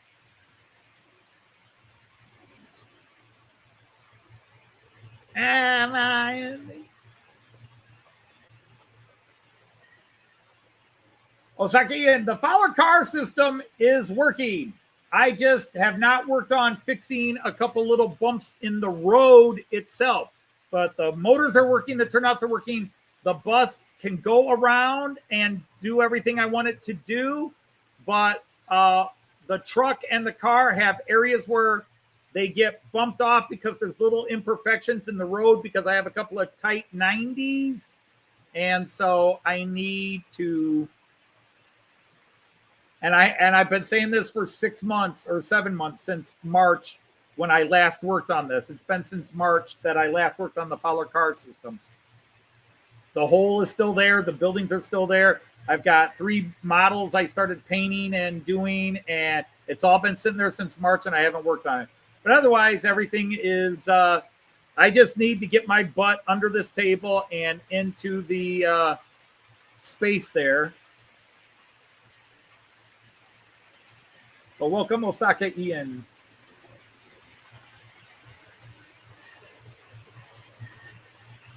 And now declare you a knight of the rhomboid table.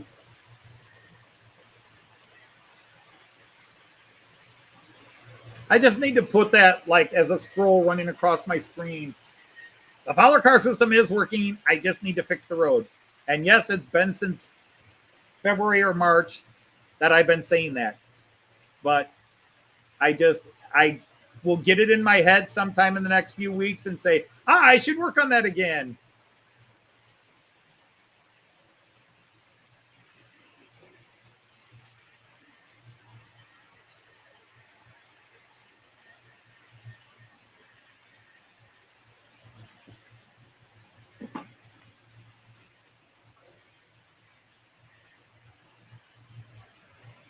Huh.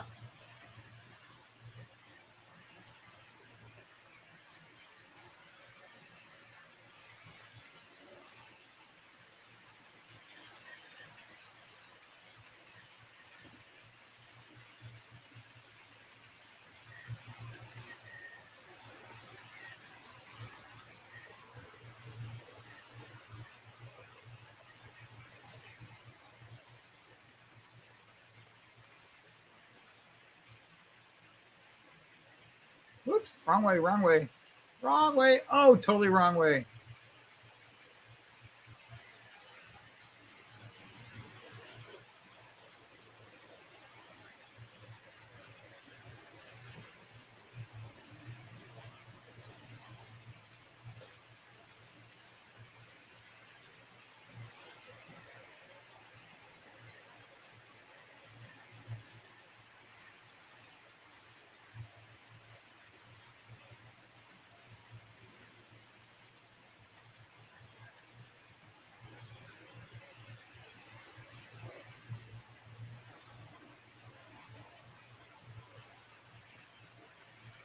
Hey, Kieran, how are you?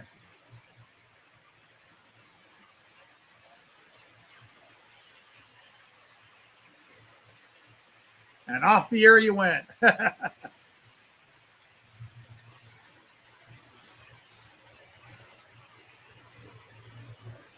I was always subversive. When the only high school graduation I went to was my 5th. And when stories came out in front of some of our old teachers about stuff, and they would go, yeah, who did that? Who did that? People would go, Dodge. And the teachers would like Dodge wouldn't have done that. Dodge was such a goody two-shoes. And they were like, that's how he fooled you and got away with it. I was always very sneaky and subversive with anything I did.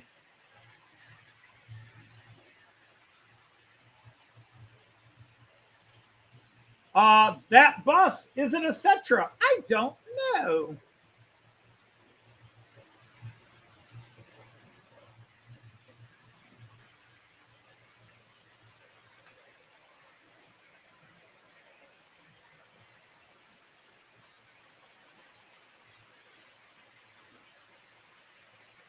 I thought it might be a man lion, but yeah, I don't know. Maybe it is Cetra. Or no, a Solera. Solaris. It's a Solaris.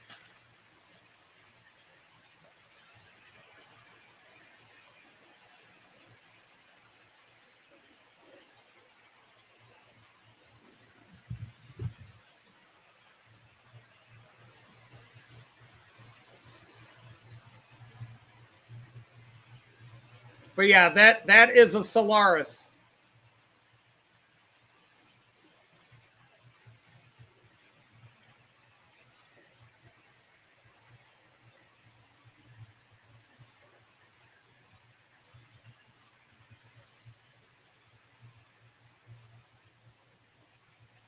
From a bus line that no longer runs.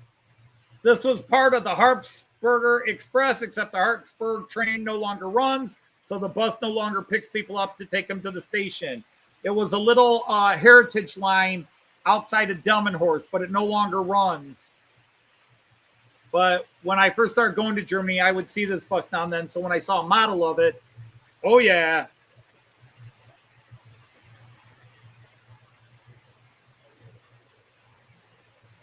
A Solaris Urbino 12LE, the 226 Harpstetter bus.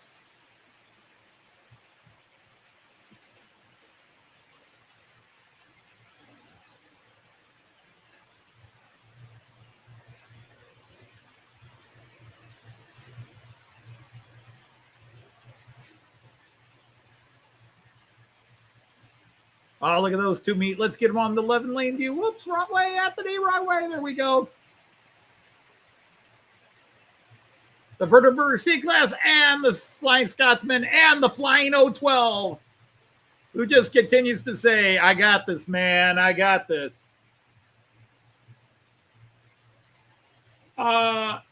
You'll always find us out to lunch.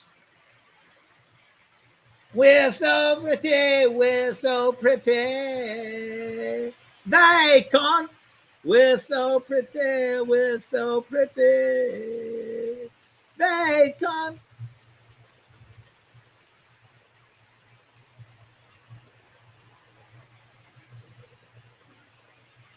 I'm trying a Richard Wilson impression. I don't believe it. I don't think I was trying to Richard Wilson.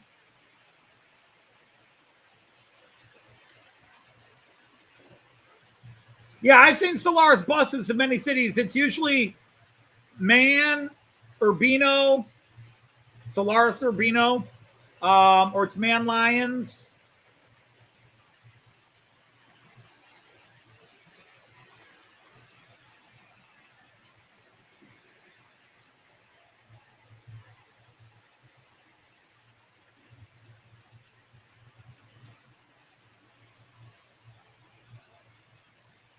I need to get a better camera and replace this one. This was my first 4K camera, but it no longer gets the brightness. Richard Wilson does Johnny Rotten.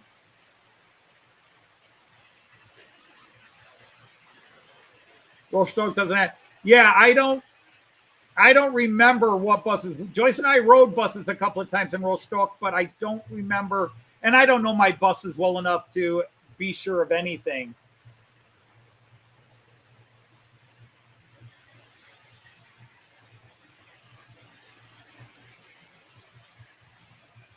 Murder on the Orient Express. And in another car, we have James Bond beating up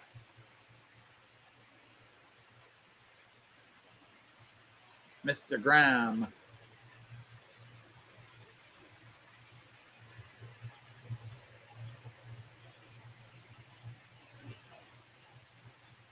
Yes, the Fowler cars will work on the Wiesmann system, and the Wiesmann cars will work on the Fowler car system.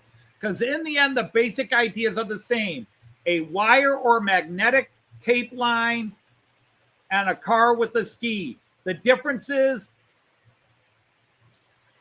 for example, there might be certain things your Fowler car won't do on the Wiesmann car system unless you've made it a digital Fowler car, because the Wiesmann cars are programmed and do things automatically. But the systems are very similar at their basic level, and then each company kind of did different ways. And to be honest, the Wiesmann system is simply the Fowler car system taken and upgraded. And some of that as they're messing proprietary. Some of that is that when Miniature Wonderland first started putting in moving cars, they worked with the Fowler car, and Fowler car developed the Fowler car system. And Tomix had a car system from Japan. There were car systems out there, but they didn't do exactly what the guys at Miniature Wonderland wanted to do.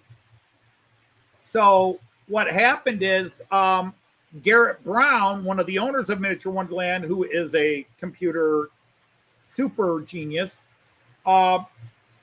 he took Fowler car stuff and started designing it. And then he sold it back to Fowler that they could use some of his ideas, but he retained rights to sell it to other companies. And so they made some money selling some of their ideas to Wiesmann. And Wiesmann, coming into the game a little later, could look at the weaknesses of the Fowler car and say, well, here's how we can upgrade it. The thing is, it's just whether you pay for it in the digital system the way Fowler does it, or do you pay for it in the higher price digital cars of the Wiesmann system. But the basic idea of a magnetic strip and a car with a ski, it's the same.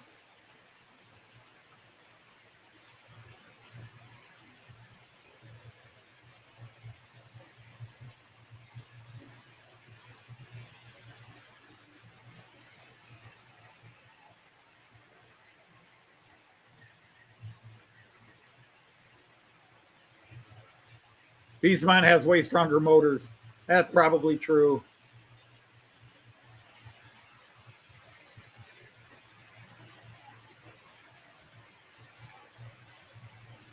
But Beastman recently released their turnout motors, and they're almost identical to Fowler. They do operate on a slightly different concept, but really it's just an upgrade of the Fowler turnout motors.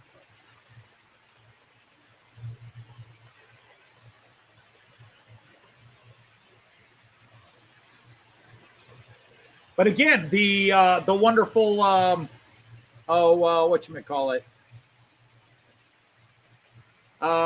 The Magna Rail. If you don't need your cars doing anything fancy, Magna Rail is a great way to go because you can take any car instead of waiting for Beastman and Fowler to release a chassis or a model of that car and run on your system.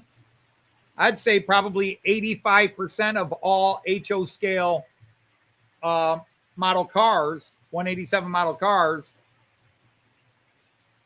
and maybe 95% of all S scale, Hot Wheels Matchbox scale, 164, work because they just, as long as it's got wheels that actually can roll, you just flip the metal ski into the car, prop it in there, and it follows. But it's a very static thing. The chain, instead of a motor in the car driving the car along the magnetic strip, there's a magnet that pulls the car along the route.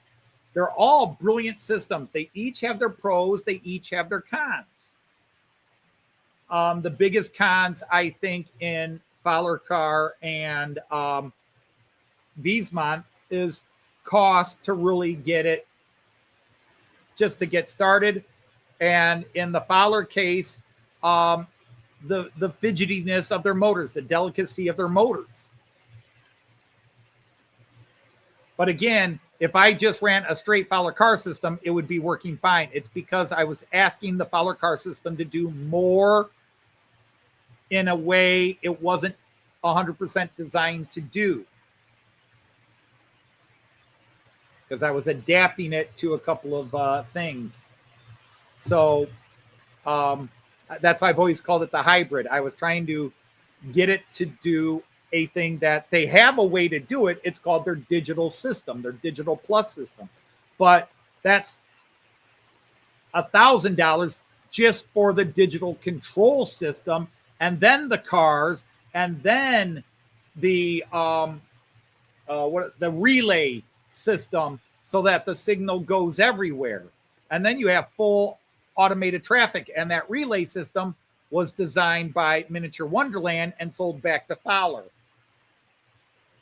Beastman said, nope, we're just going to put that all in a car and give the car a decoder. And you can program the car to do these things. And then with our lights, the car will send an infrared signal to the light. If the light's red, the car will stop, blah, blah, blah. I mean, that's oversimplified. It's not exactly how it works, but you get the idea. Yeah, Magna Rail needs a chain, which can be fiddly. But the basic idea is simple. It's easy to install. It's easy to run. And you can have any cars running. I saw a guy do I-90 or I-80.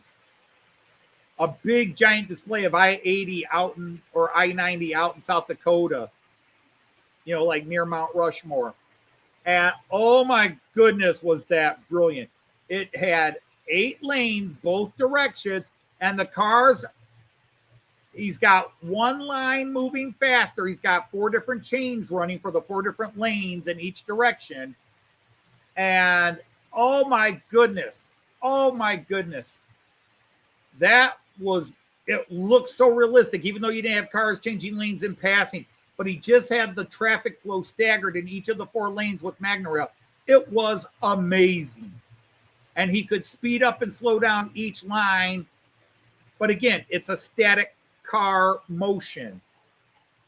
So all the cars are always the same distance apart. There's no changing lanes that like you can do in the Fowler car and the Wiesmann system.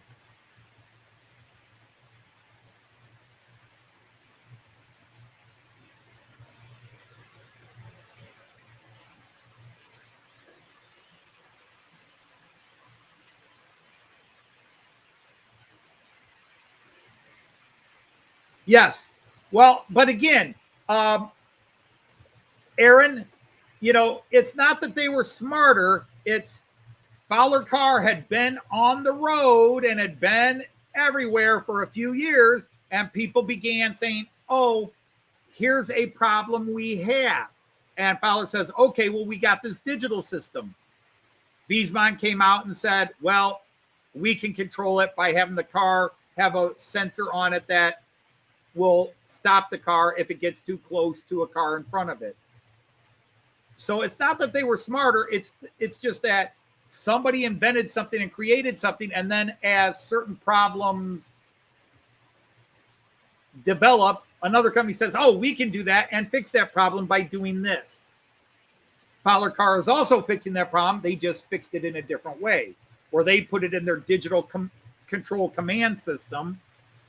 Wiesmann put it in the cars themselves, but that's why a Wiesmann car is $350 to $550, and a Fowler car is $150 to $300.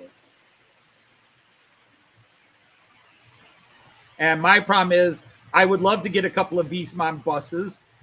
I just, every time I go to spend money on a Fowler bus or a Wiesmann bus to run on my layout, my brain says that's a Loco, and I buy a Loco instead. Yeah, they put the Knight Rider at Miniature Wonderland. Got to see that this year. You just push yours around, go boom, boom. Yeah, I do that too. Kyan and I play with my HO scale cars around the layout when he's down here. Kyan used to love to just line them up and make them all go bumper to bumper traffic like the LA freeway, except no shooting involved.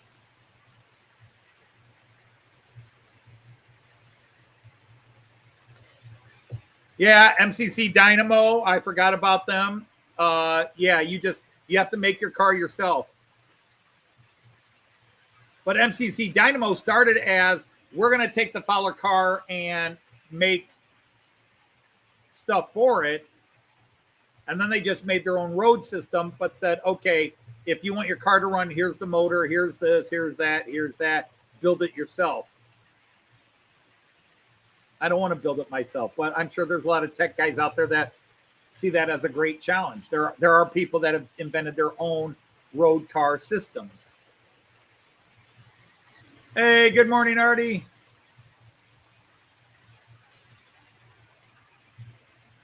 And hello, Cossie. Great to have you both here.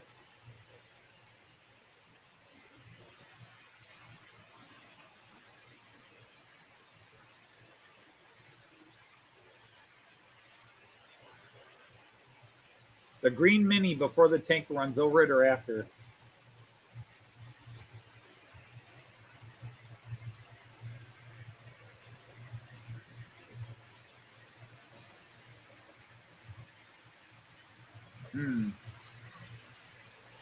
I'm not sure.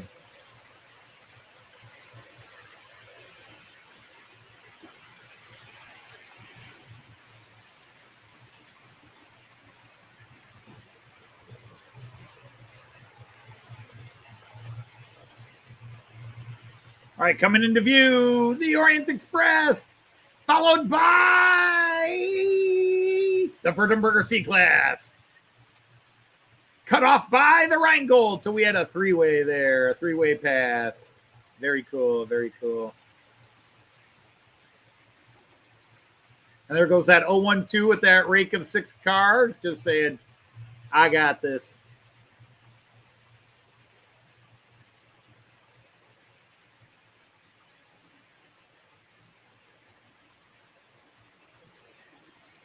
Yeah, I'm not sure what you're asking, KJ. The green Mini before the tank runs over it or after?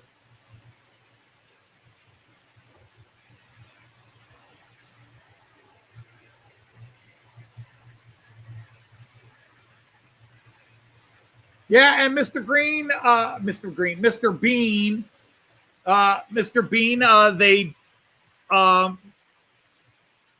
his car with him in the chair actually appears at Miniature Wonderland, even though there is no UK section of the layout.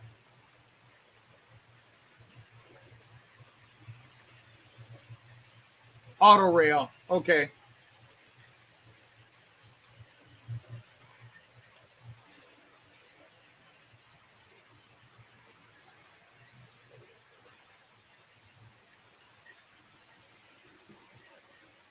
Oh, right. It has been so long since I watched the Mr. Bean. I can't remember it. I remember like the Christmas special, not only the turkey on the head, but his visit to Hatton's is hilarious. Little Christmas display scene where he, shh. Shh. Oh.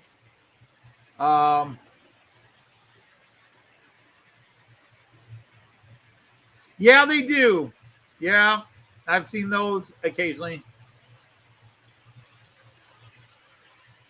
Yeah, it has been so long since I watched the Mr. Bean series, I don't remember specific episodes.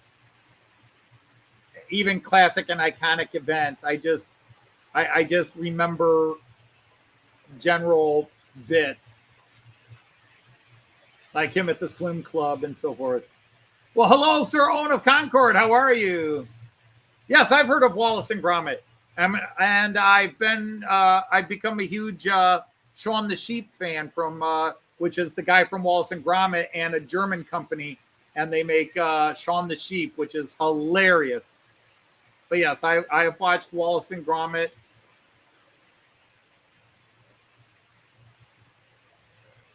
Yes, they have the Millennium Falcon. But here's the funny thing, Andre. At Miniature Wonderland, they call the Millennium Falcon the Death Star. It doesn't say Millennium Falcon on the flight announcement board. It always says Death Star. And then the Millennium Falcon arrives. So I don't know if that's just they didn't quite get it or if that's intentional. Because Mothra flies in at Miniature Wonderland.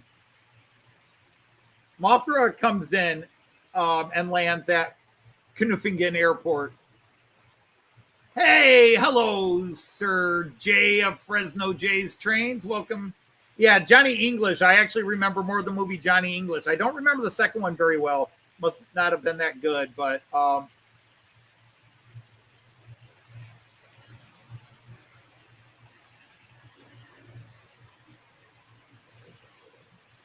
it's a Death Star after it exploded. Well, no, it was a Death Star when it was blowing up other planets. No worries. Postman Pat.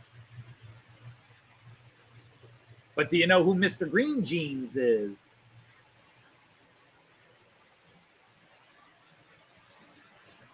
Oh, Blackadder's great. I love all four series, although the last three series are carried by everybody. The first series is, to me, kind of the weakest. It's still very funny, but he hadn't really developed who Blackadder would become. Edmund Blackadder, from series 2 with Queen Elizabeth is just series 2 is probably my favorite. Series 3 is good. Series 1 is okay. Series 4 is brilliant. And oh my God, how is it that a comedy does the greatest dramatic ending to a series ever? The final 5 minutes of the last episode of Blackadder Goes Forth is, in and of itself, one of the greatest moments in all television history around the world. It was so epic. And half of it was a mistake, but it was an inspired mistake.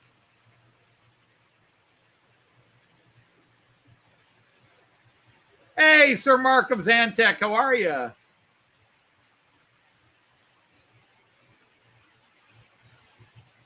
No spoilers. I'm just saying it's a brilliant bit of work. But I like, but you know, the first series, you've got Brian Blessed, you've got Peter Cook. You can't go wrong with those two men as main characters. Oh my God, Brian Blessed as King Edward is hilarious.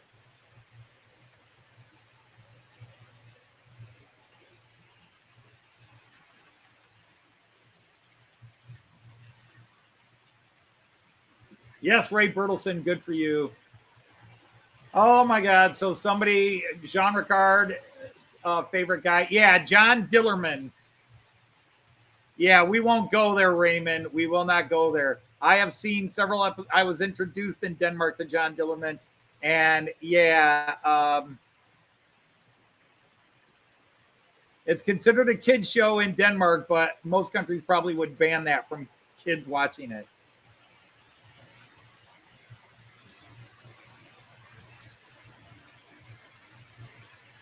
Hey, GRE 2057, welcome in. Yeah, there's that, Raymond. There are some people who don't understand that Homelander. You can maybe empathize with what they did to him as a kid that made him such a messed up. But yeah, he's a villain, and some people love him because of he doesn't care. He kills and destroys and doesn't care. All in the name of, well, you know. Good morning, Captain. It's lovely. How have you been? It's wonderful to see you and the good mood that you're in. Good morning, Captain. Sunshine starry day. Wonderful to see you and the games that we will play.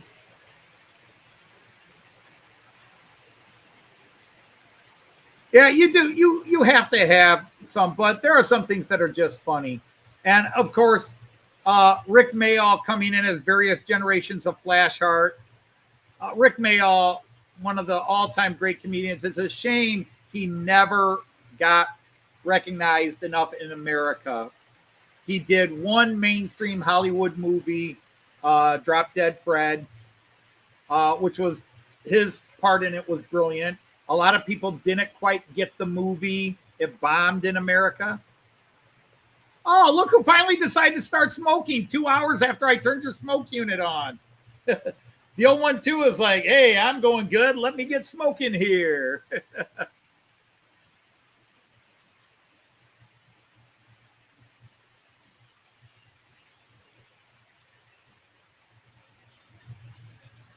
Woo, there he goes. Chugga, chugga, chugga, chugga.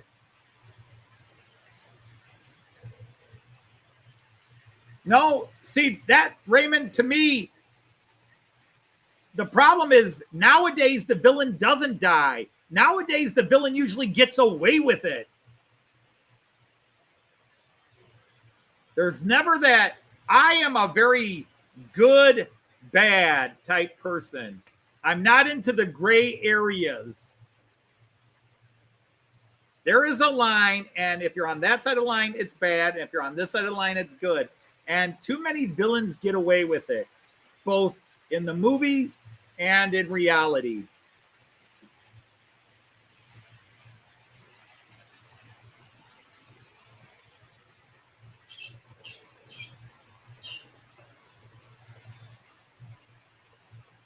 Yeah, well, the thing is, that's just it, Tom. He seemed to have recovered. He was back. He was doing the one series where he was brilliant, but there were warning signs that could have prevented him from dying as he did, and he ignored them. You know, he started having headaches again, and when you had a serious brain trauma 10 years earlier, when you started having consistent headaches, you need to get to your doc.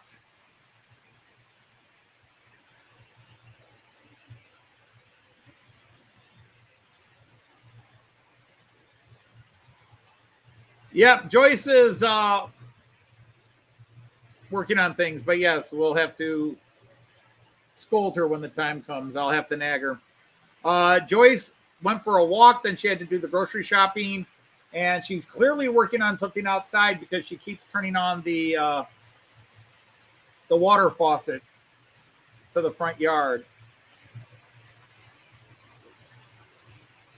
There was talk that another Austin Powers movie was in the work, but I think it died out. I think he's just decided it's going to be too hard to do it unless they were to introduce a Austin Powers Jr. character, and he would be the dad helping as he could, so to speak.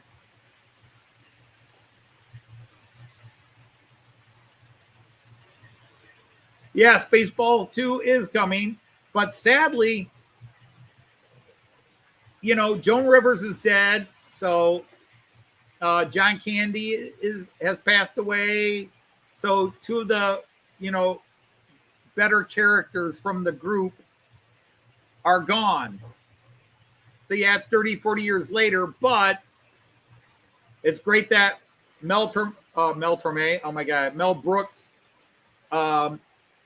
is up to doing it. Good on him at 100 years old.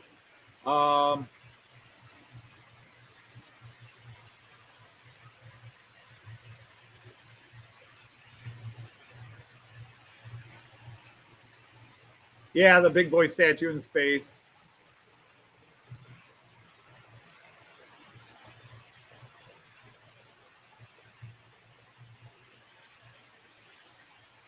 I've been on this camera a while. Now starting to smell that 11 now, or that 012, I mean. But good on you for puffing it up, huffing and puffing. So that was 3 of the 4 that could steam did steam. The only one that can steam that hasn't steamed is the Flying Scotsman.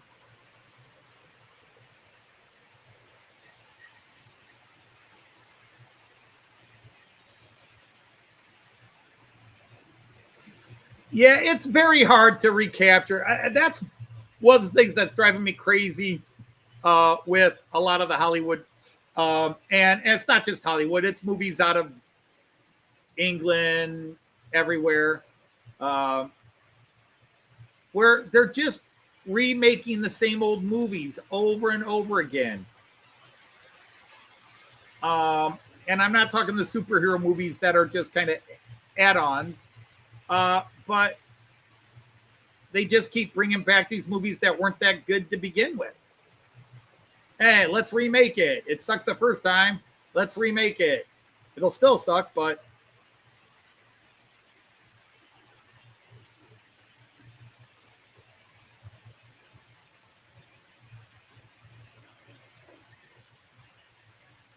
and it's a double-edged sword. It's a double-edged sword because sometimes we refuse to let the original go. We refuse to let the original go. Oh, this guy, this is one of the reasons why they decided to do what they did with the sequels to Star Wars, not the prequels, the sequels where they created the character Rey and all that. That was all supposed to be Luke Skywalker. The original 7, 8, 9 of Star Wars was supposed to be Luke Skywalker hunting down the Order, the founder of the Order of the Sith, and reestablishing the Jedi Order and fighting off the remnants of the Empire. And that was going to be the next 3 movies. And eventually Han and Leia got married and would have twins and blah, blah, blah, blah. But J.J. Abrams was too worried that they couldn't do Luke Skywalker with the age of all the actors now and have it be immediately after. So they decided to make it 30 years later, age up all the characters, and then basically the new character, it's just retelling the Star Wars movies again. That's why I'm so disappointed in those. They just like, okay, we're gonna take out Luke Skywalker and put in Rey. We're gonna take out Darth Vader and put in Kylo Ren, and it's Star Wars again. And instead of R2-D2, it's the little bowling ball made into a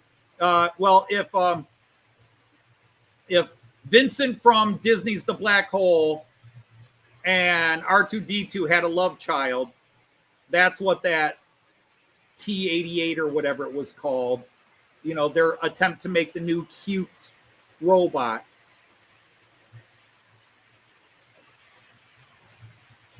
Well, you get a new John Williams, I suppose, but while Williams' music definitely is a part of the lore, the movies were crap.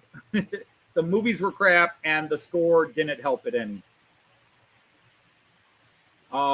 They really needed to just find young actors and say, this guy's going to be Luke Skywalker. But they were scared that people wouldn't accept it because only Mark Hamill can be Luke Skywalker.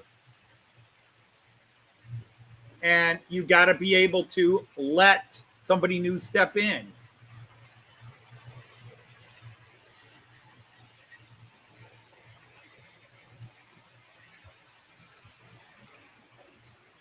Yeah, you know, redoing, you guys are mentioning Liam Neeson taking the role of Police Inspector Drebin in the Police Squad movies. Yeah, I mean, and instead of being Drebin, they made him the son of Drebin. I would have just redone it. Now, Leslie Nielsen was Leslie Nielsen. And whether you do, like when they tried to do the son of Inspector Clouseau, just nobody's going to be Peter Sellers, okay? Nobody's going to be Peter Sellers. But just try it. You know, they've been able to pull off 6 different versions of James Bond. 7. How many guys have been James Bond now? You got, thank you very much. You know, Sean Connery, George Lazenby, Sean Connery again, and then Roger Moore, and then Timothy Dalton, Pierce Brosnan, and Daniel Craig. So is that 6? Did I skip one? Did I miss one?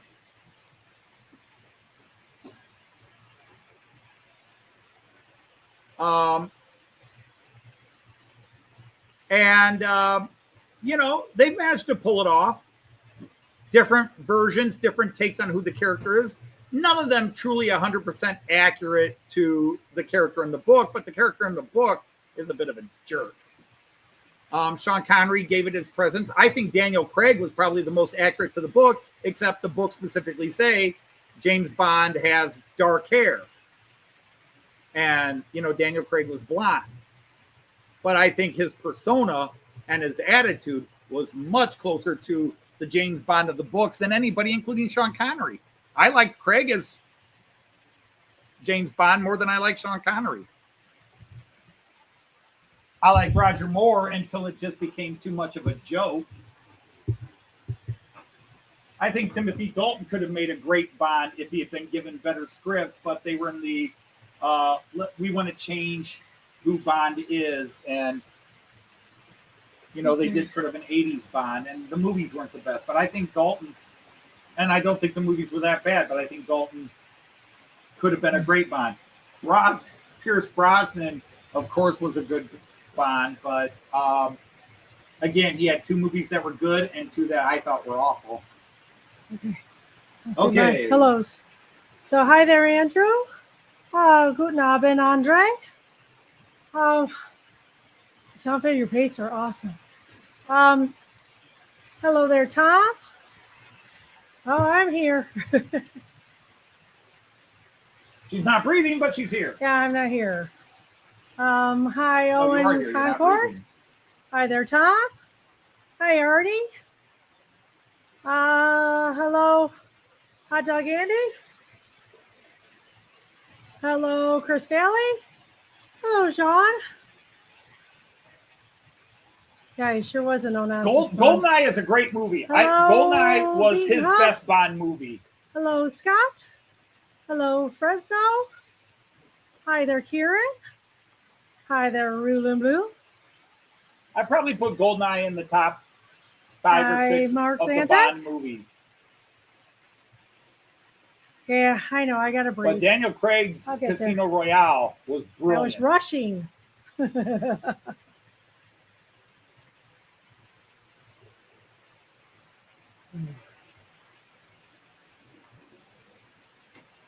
Oh, golly.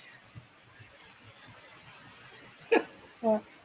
Your hair is all frazzled and frizzy right now. Oh, it matches me. Let's see. Indeed. Yeah, look on straight. Did we get more stuff yet? Or, oh, On the front porch? well, you got an order in, so I think it's a. I assume Well, it's I something. ordered Hi, Raymond. a. Are you leaving, Owen? They stepped it up to match Bourne. Interesting. He was very intense indeed. So was Raymond. So was Roger Moore.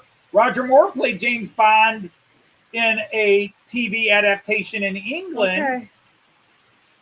which eventually led to him getting the Daisy part is of the the girl with the Saint sun in a her few years hair, later. And then it was doing the Saint that got him the James Bond role. So talk about going full circle. Yeah. He played James Bond in the 1950s, late 50s, early 60s UK BBC, I think, maybe it's ITV version of, was it Dr. No? Or was it Casino Royale? But a TV dramatization of it. And then when the movies came out, Connery got the part. And he went on and got the I don't think it's whining. We're not hearing that here. A high-pitched 4,000 hertz whine is the mic near a power supply. I guess near every power supply. So, but like we don't hear any noise. I'm not hearing a whine. Anybody else hearing a whine? You think from the mic?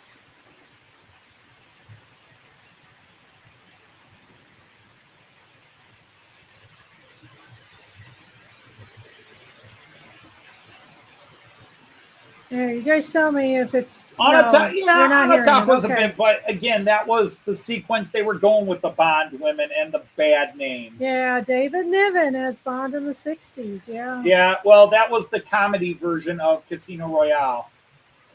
Oh, gotcha. Now, we really enjoy the Daniel Craig, though. It's just maybe we like the connection, perhaps. Well, the wine you got is the glass. Okay. Well, I like the Could be Bourne just the movies, trains, but yeah. the Bourne movies were great Bond movies without being James Bond. Okay. I love the Bourne movies, and I like the Bond movies, but I like the Craig movies. Quantum of Solace Did did the not British do, Airways landed you know, in Sydney? do Where the well other wine's coming because from, huh? it just You don't have your sound was on. at the wrong time. But I like both the Bourne movies, and I like Daniel Craig as Bond. The only Daniel Craig Bond movie I don't really like was the last The one. last one. Well, they killed him. I was very angry that they elected And to they made kill him off old Bond. Made him old and out of shape and all that. So. That was kind of rough. But Sorry, spoiler alert. See, Tomorrow Never Dies. I'm trying to remember the names of the four Pierce Brosnan ones. yeah, The I one where don't- they do where Jonathan Pryce plays Rupert Murdoch, and is trying to start the war between China and the United States or whatever. And the actor Jonathan Pryce plays the Rupert Murdoch character. I thought that one was not good. Yeah, it's better than the last one. But And then the last one Brosnan did was not good. The one with Halle Berry was awful. Flights from London that land in Sydney, engine shut down, but the whining still goes on. Oh, it's not what people are hearing, but that's Tomorrow Never Dies. Ruined Lisa. All right, well, with the So- breath. Okay, now do my daisy. Y'all haven't hit the like button yet. Please hit the like button. As you know, we love getting our buttons pushed. Like that? I'm ready to push your buttons, but that's a different story. Hallie was to die another day. Yeah, Die Another Day. So Hi, Andrew. We're trust. yeah, Die Another Day I thought was awful. And yeah, I mean, and again, it's all subjective. It's not like I didn't like it, you can't like it. That's fine. There are Oh, different things that absolutely. appeal. Y'all can like what you want. It's That's how we roll. just for So, me. Just You for me. met Pierce Bronson and Haley Bailey. That's really cool. I hit the like button, but your computer says no. Aren't you Well, it's awesome? That is What's very cool. That he got to meet. Yeah, it's very cool. You got to get a. I've met a World couple is of not famous enough. professional Yeah. golfers, and that's it for famous Oh, people. Kyan Well, says hello. Kyan says hello. Say Uh-oh. hi to the grandbaby. All right, plug He's yours, not a everybody. baby so much anymore. He's Plug going yours. into Have to beat the mug out now. kindergarten. Yeah, 10 more months Are you ready? retirement indeed. Ready? Yep. Kyan! Mwah! Opa loves We you. love you. Hi, little guy. Yes. Hi, Lindy and Chris. Yep. Although Chris is still working for another And I'm sure half Lynn hour or so. Lynn must be very busy making bread. She's got a lot of orders this weekend. Yeah, so yeah, that's you got a good lot for of you. orders. Mom's been getting you business too. I've been trying to, yeah. So back to the Okay, train. yeah, back to the trains. You all can unplug your ears. But no, it's Oh, like yeah, if you're allowed to tell, what were you doing? I loved Live and Let Die. Hi, That Greg. was my favorite Bond movie And until Heather. Casino Royale. Live and Let Die was my favorite until Casino Royale. And then Casino Royale was like, oh, this is what a Bond movie should be. Oh, you don't like Matt Damon. Okay, I mean, even out of acting, he's a pretty good guy. Supports teachers well. You rather liked our man Flint. We watched the people making fun of our man All the Flint. Bond parodies, the Matt Helm movies, Yeah. the Matt Helm movies with Oh. Dean Martin, and then our man Flint. I love James Coburn. I think James Coburn is awesome. Chris, that's super cool. And I loved him in Our Man Flint. Yeah, they are. There are some rough 60s, silly, kind of, we're smarter today than we were then, Yeah. kind of. I get it, Raymond. The second one, in like Flint, yeah, I agree with you, Raymond. They are, all of them are entertaining. Some are definitely better than others, but we watched every one of them, and it is what it is. So, in the Departed, Yeah, in fact, I liked him. I listened to Our Man Flint. Flint, Okay. Our Man Flint last night. Okay, it's fine. You have to do what because you want to do. it's the perfect serious parody of a James Bond movie where Which Flynn one? just In like Flynn Flint's? is Okay, yeah. Flynn is just so he's perfect in everything. Yes, he He's- is. Yeah. the whole idea is he's mocking while it's straight laced because that was like the story I of the think I've movie seen that part. Airplane when they Yeah. asked a lot of these people like Robert Stack Right. and Mhm. Lloyd. Bridges? Oh crap! Bridges? No, not Not Bridges? Yeah, Lloyd Bridges. I'm sorry. Yeah, they had, and several Yeah, other yes, people, we have. and Peter Graves. All Yeah. three of these guys were asked to do this movie, and they all Oh. said no originally. They said, "You want a comedian to do this?" And Right. the three guys, Abrams, and Zucker, said, Right. "No. No, we It need works. straight We men. need straight actors, Yes. actors that will play this straight." straight. Yeah. We don't that want was the whole comedians. point. Because the whole point is a comedian knows it's funny Yeah. and acts like it's funny. Right. We want straight actors who, within Are the ridiculous, but they don't know they're ridiculous. Right. Yeah. which is what Yeah. we do a Hi, lot train of. buff boy. What we do a lot of in. Long time no see, I think. Who's that? Train buff boy. Oh yeah, hey, Train Buff Boy, how are you? Train, my great niece wrote Actually, to one of my favorite spy Harry spoof movies Potter. is The Spy Who isn't that Dumped nice? Me. The Scott, two girls. that's very cool. The two girls from The Spy I Who love it Dumped when Me. people That get was real, hilarious. Oh, the spy who dumped me. The two Yeah. girls. Oh, One that- yeah, those two. Okay, That's hilarious. it is a funny movie. That's a funny movie. It is a funny where movie. she's dating the guy that's We- actually a spy. We and recommend it if you The Spy have Who not Dumped Me. seen it. The Spy Who Dumped Me. It is crazy. But The Spy Who Loved Me is great. the Yeah, I women like who The Spy women Loved who Me. do it are brilliant with it. Octopussy was just stupid.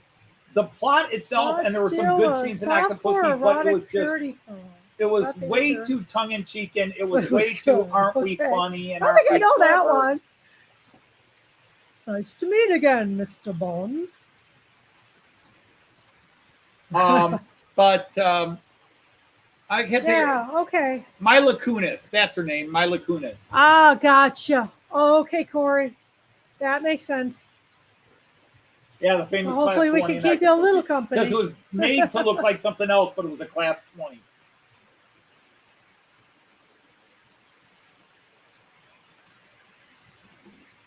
You wouldn't see that one coming.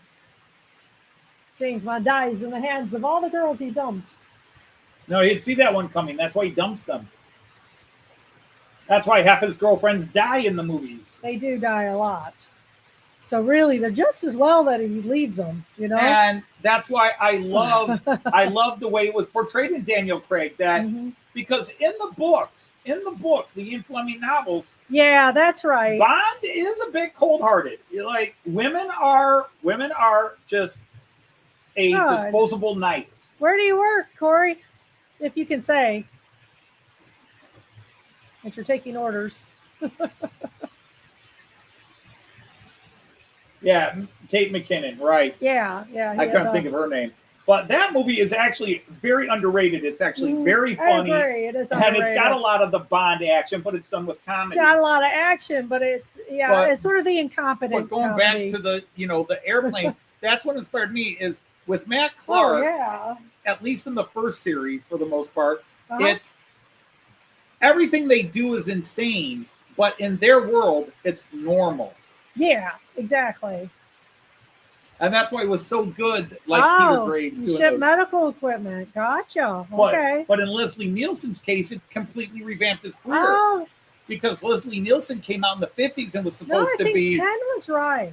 He was going to be one of those, like, Robert Montgomery type actors.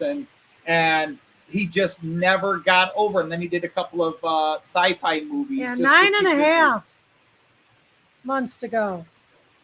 Yeah, Moonraker was too busy trying to be Star Wars and forgot to be a Bond There's 2 weeks movie. each in August. What's that? Time to retirement. There's 2 weeks about in August here, and I will retire on May 31st. June 1st. Or whatever. Whatever, yeah. But no, you want to retire on May 31st is fine too, but if you retire May 31st or June 1st, you get your first retirement check on June 1st. Right. Yeah, I talked to that dude on Monday. I'll find out what he thinks is right. I'll get my cumes done. Yeah, Scott, Her Really, my Majesty's roof's Secret gonna be Service a doesn't bear. get enough because, Telly Savalas was not the best Blofeld. And Lazenby wasn't Connery, but I like Lazenby as Bond. I think I think given the right plots, he would have been a better. I don't remember the first one I saw. The first one I saw was the very first Bond movie was Dr. No because they started showing them on ABC Sunday night movies. My parents and I was took allowed me. to stay up, and there were only about 8 Bond movies out at the time, or 6 Bond. And it was the first time my dad let us stay up to watch the Sunday night movie. Gotcha. The ABC Sunday night movie, and I got to watch the James Bond, Dr. No. To be honest, my favorite Bond movies are Live and Let Die, Casino Royale, and From Russia with Love. From Russia with happy Love. birthday, I can't Corey. pick a favorite. Well, 21's a big birthday. Happy Womb Liberation Memorial Day. As Anthony says, yeah. From Russia with Love, I think gets lost, and of course, it's got its couple of famous scenes to it. Yeah, that's good to I hear, love Karen. the movie, and I can't think of the actor's name right now who played Karim Bey. Actually, he was a Mexican actor, and he was dying of cancer while filming the movie. He never saw the movie. He died before it was released. Right, but he worked through it for treatments he worked through and the everything pain. else. He worked through it, and he steals the movie. He does. Karim Bey and From Russia with Love, he agree. steals the movie. That is a great one. Sean Connery cannot win a scene when I feel bad. When the character Karim Bey is in there. Karim Bey. Well, back to the salt mines. Yeah. My friend, that is what you think. Yeah.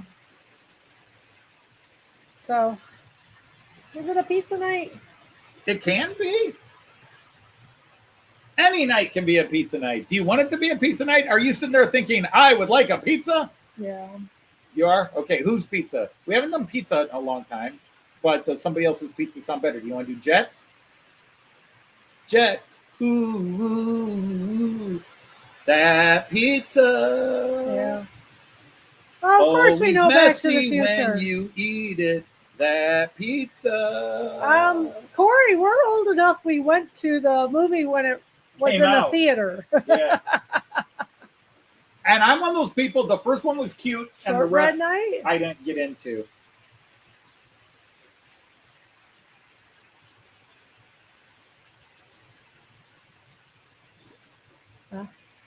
Well, Tom, I will admit I like Thunderball as well. I don't think it's one of the best, but I enjoy watching it.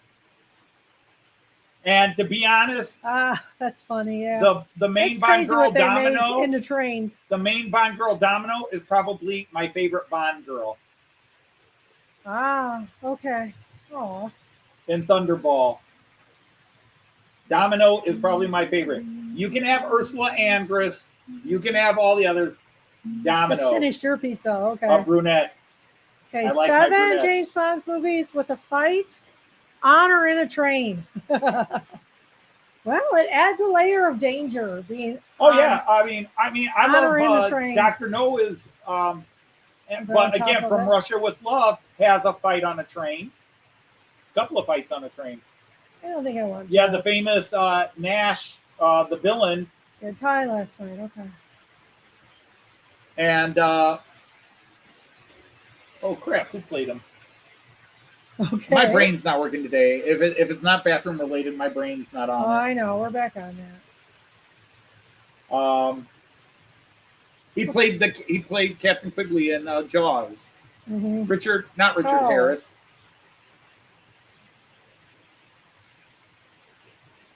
No, he truly can't ride a train in peace.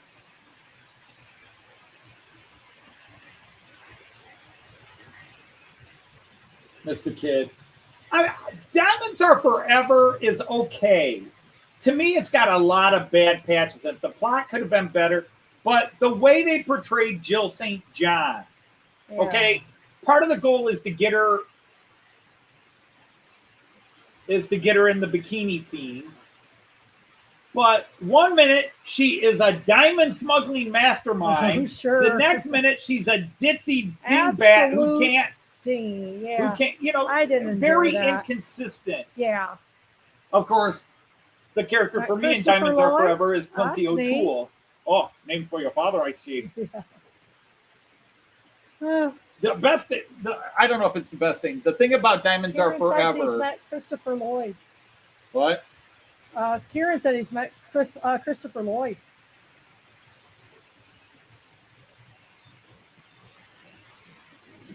Well, good Yeah. for you. Yeah.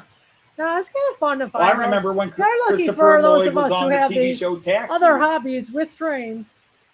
Yeah, never get on a train with James Bond. That's good She advice. looked great firing her machine gun. Yeah, I'm sure she did. Yeah. Bang, bang, shoot, shoot. Happiness. A couple $100, sure, because it's a collector thing.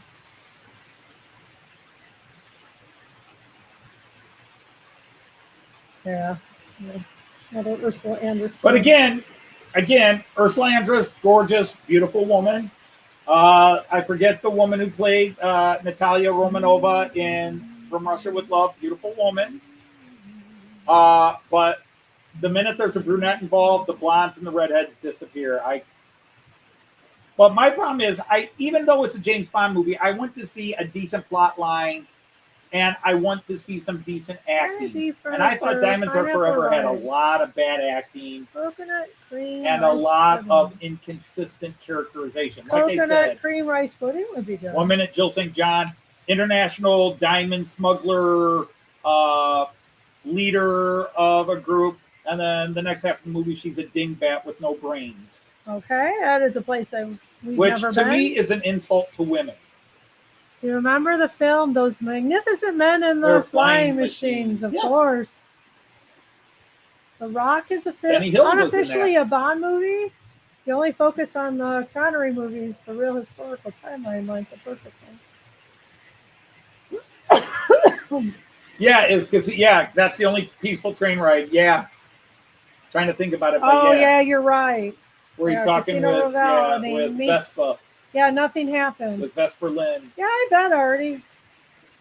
Although That was not As long as the colors. it was a non-violent. It was a non-violent train ride, but it was not peaceful. Shots were fired in that conversation between the two of them. That was not a peaceful train ride by any means. Well, yes, it was a mean train ride. Yeah. It's okay. Oh, You yawned. I did. You got up early today. I got up at 6 o'clock this morning. Yep, you got up at How many 6 o'clock, though. train movies have we watched, and which one is our favorite? Oh, I have never watched a movie that was a train movie. Okay, I've never. Yeah. Oh, I'm into trains. I'm going to watch a train movie. Right. No, trains are in the movie. The trains are in movies I we mean, watch. the only movie that really is all about a train that I would say I really like is Von Ryan's Express. That's probably it. Harry Potter movies, and I like some of the Harry Potter movies, and they've got trains in them. But well, what movie is a train movie? I mean, Silver Street with Gene Wilder and Richard Pryor. To me, that's not even their best movie together. It's got some great bits to it, but it's also got some bad to it. For me personally, Oh, the Babe movies was shot in Sydney Station. I love Babe. On the old mortuary station before the line was removed. So I can't think of a movie that was specifically a train movie that I watched it because it was a train movie. There are movies where trains are featured. Rule and Blue. And Von Ryan's take care Express and have is fun. probably. All right, take care. Unstoppable. Check out Ned. Casey Jones. Well, you watched the Emma movie. What? The movie with Emma in it. Yeah, but Emma is not. Worked around it's not train? a train movie. Well, I guess it kind of is. It's a book and. Yeah. Jim Button. Atomic Train. Yeah, the Jim Button series. Which have the third or fourth main character is a train, a sentient train. Right. Emma. Yeah. So I guess Jim Knopf in German. Well, people are giving you movies that focus on trains. And I don't know any of them. So Unstoppable, I think that was one of those ones they had to stop it, and if they stopped, it would blow up. I think it's one of those. Atomic Train, Cassandra Crossing. See, I'm just not into trains like that. I'm into the model trains and the hobby, but I'm not going to go watch a movie just because it's about trains. I'm not going to watch a TV show just because it's about trains. In fact, there was a TV show in the late 70s, early 80s that was Star Wars meets trains. Right. Super Streak or something like that. Oh, I know. It's nice. Not Silver Streak, but like Super Streak or Superliner or something like that. Tonight. It lasted like 6 episodes. And it was doing so badly they canceled it before they could even finish filming the next episode. They had 2 runaway trains. Oh, I read about that story. You're right. I guess I knew it was a movie. Emperor of the North Pole, Lee Marvin. But is that a train movie? Wow, 2 runaway coal trains. That's scary. So, and even Von Ryan's Express isn't a train movie. It's just the train is the featured well in it. It's the featured scene. It's the featured location of the plot. On the train, on horse train at this station, train at that station. That's not good either. What the heck? What's going on? It's a train movie. Is it? Okay, I don't know. I don't think I've ever watched it. Okay. It's like it's a Christmas movie, right? Die Hard. Yeah, like Die Hard's a Christmas movie. Yeah. It's not a Christmas movie just because it takes place at Christmas. I don't know. What pizza do you want? I can't make up my mind. Well, I probably lean towards Pizza Hut. Oh, yeah. But if you want Jets, you could easily talk me into it. I don't think I want Jets. Or you could easily wiggle me into it. Of course. Yikes. That's awful. See, I'm being rude. What? I said, if you have a pizza you want, and it's not the pizza I want, all you got to do is wiggle, and then I'll take you aside. Right. I heard you. I said I was being rude. Yeah, okay. Yeah. In Denmark, we have a movie series that's called Olsenbanden. The fifth, number 7, all takes place on the Danish State Railway. That's your favorite train movie. Okay. So I guess I don't have a favorite train movie. Yeah, Now, my favorite movie that features a I don't train, think we do. probably Von Ryan's Express. Okay. Do I know Von Ryan's Express? Well, there's, like I said, I'm coming up with quite a few movies where trains are involved. Murder on the Orient Express. Right. It's a good book. It's a good movie. Hot weather buckling the tracks? Could be. The weather's But nuts. the train is just You guys need some secondary. The rain. train is just secondary. It's they're on a train and people are Yeah. getting knocked off one by one. Well, that would make me think it probably is a weather-related thing. Who, what, where, when, how? They had 2 derailments within 24 hours. Oh, did y'all see the video of the car that got blown off the highway? I mean, it didn't quite go off the highway, but it blew and spun a couple times down in the Columbus area. That is such a freaky video. The Great Train Robbery. I really think it looks personal. There's a whole lot of cars and just this There's one great goes movies that flying. There's great With the movies that wind. have great train scenes in them. For example, not his, Oh, it was awful. Once Upon a Time in the West. That great scene at the station Oh, where the they're train. 60 degrees Celsius. What? Ooh, yikes! Yeah, I don't know why anything's running then. How are they getting that hot? Direct sunlight. Lots of wheels rolling over them. Wow, that's awful. Once Upon a Time in the West, the great scene where Five Finger Bill, all right, Jack Elam's character, and 2 other guys are waiting for somebody. The train stops. Yeah. I have the link. I don't know They're if I wondering can where put the it guy on. is. The train pulls away, and all of a sudden, standing on the platform is Charles Bronson. No, at least. Yeah, your weather's You nuts. guys looking for me? Yeah.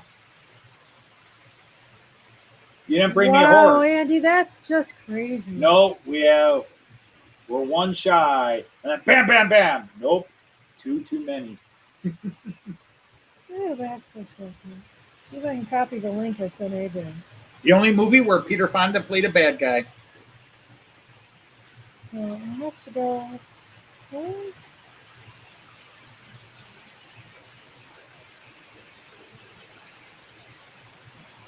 I have to go to his text. And I'll put it on.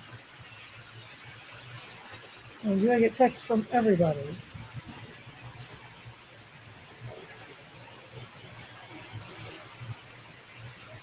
Okay. So who, what happened, where? Oh, That's the link. You don't know how to copy it. to do what? Put it on here. Yeah, let's see if we can figure it out. Let's just go into the video.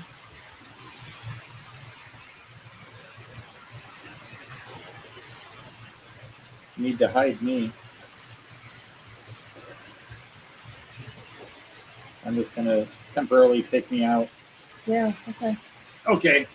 Joyce wants me to show this, and this is the easiest way to show it. Okay. Yeah, I mean, they had horrible weather. Lots of damage in the area. Like I say, this is just unholy.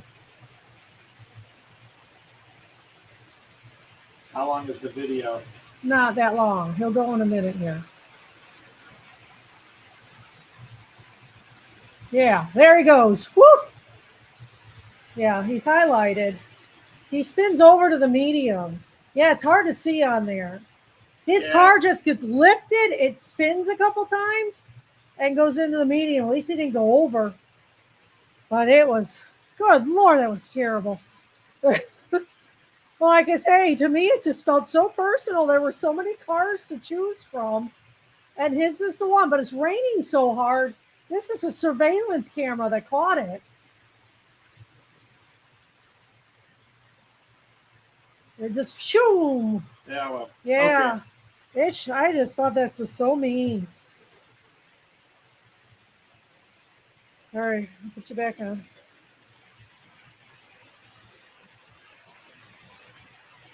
Well, that 2-for-1 is chugging along. Did fine. We did give it a little break about halfway through the show for about 20 minutes, but it's chugging along, doing a great job. Oh, you should have seen it smoking. Oh, okay. I had 2 of them smoking at the same time. That's it was awesome. glorious. It was really cool.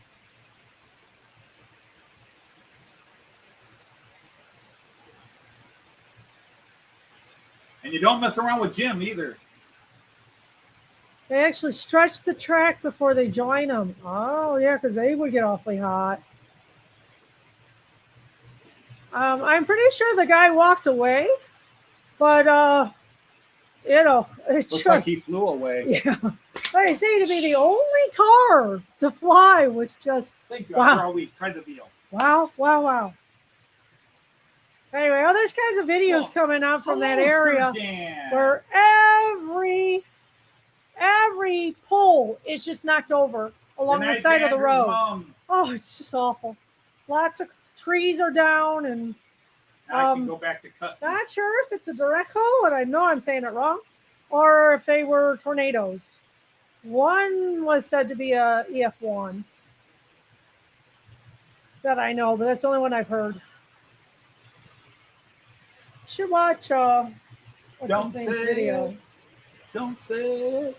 You can say anything, Hey, Dan. but don't say goodnight. Oh, tonight. good night, Mom. Don't say it.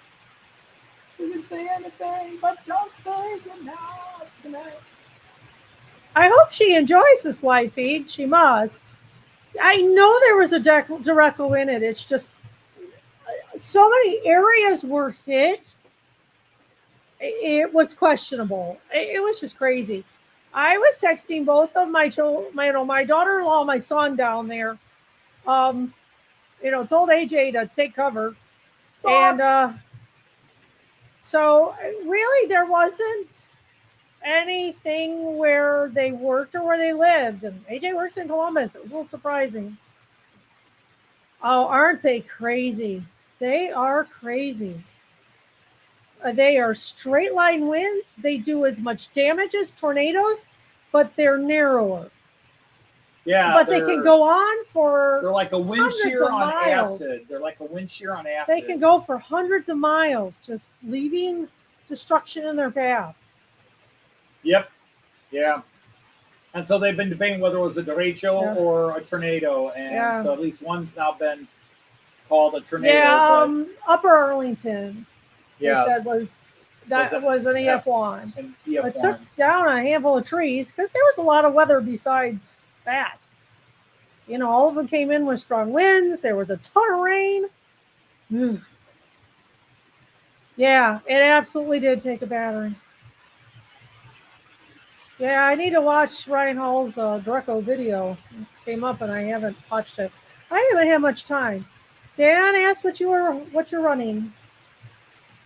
Why don't you look and see what I'm running? Well, what am I? Oh, I thought you were asking me. Dan said, "What am I running?" I thought that wasn't usually how you answered people who asked you on your chat. Yeah, no, that's how I answer. That's how I answer you. Gotta go drive an hour. All right. Nice to see you again, Corey. All right, take care. All right, so the Flying Scotsman just went past pulling for cars. It's all steam express trains, luxury express trains, except the one way in the back, which is a little he's just little guy shunting thing. He's shunting. Yeah, he's got loads. I thought that was a bit blunt. What's that? That video? I assume he had it on there. So I am running. That was a class 012, a German class 012 with 1960s, late 50s through the 60s era express coaches.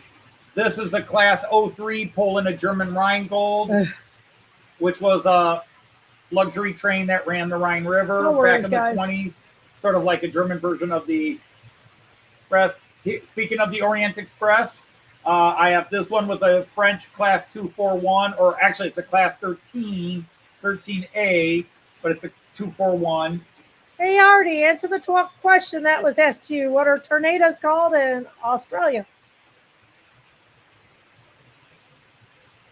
I guess the second question is, do you get tornadoes in They're called Australia? Artie's Telling Another Story.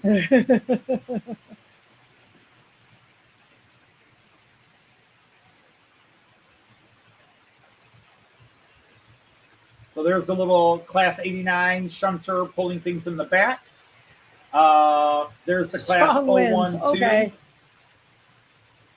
And then really coming up called is what's tornado. called a Württemberger C-Class with Tasmanian some Württemberg devils. coaches from the 1920s, maybe even pre-war, 19 teens.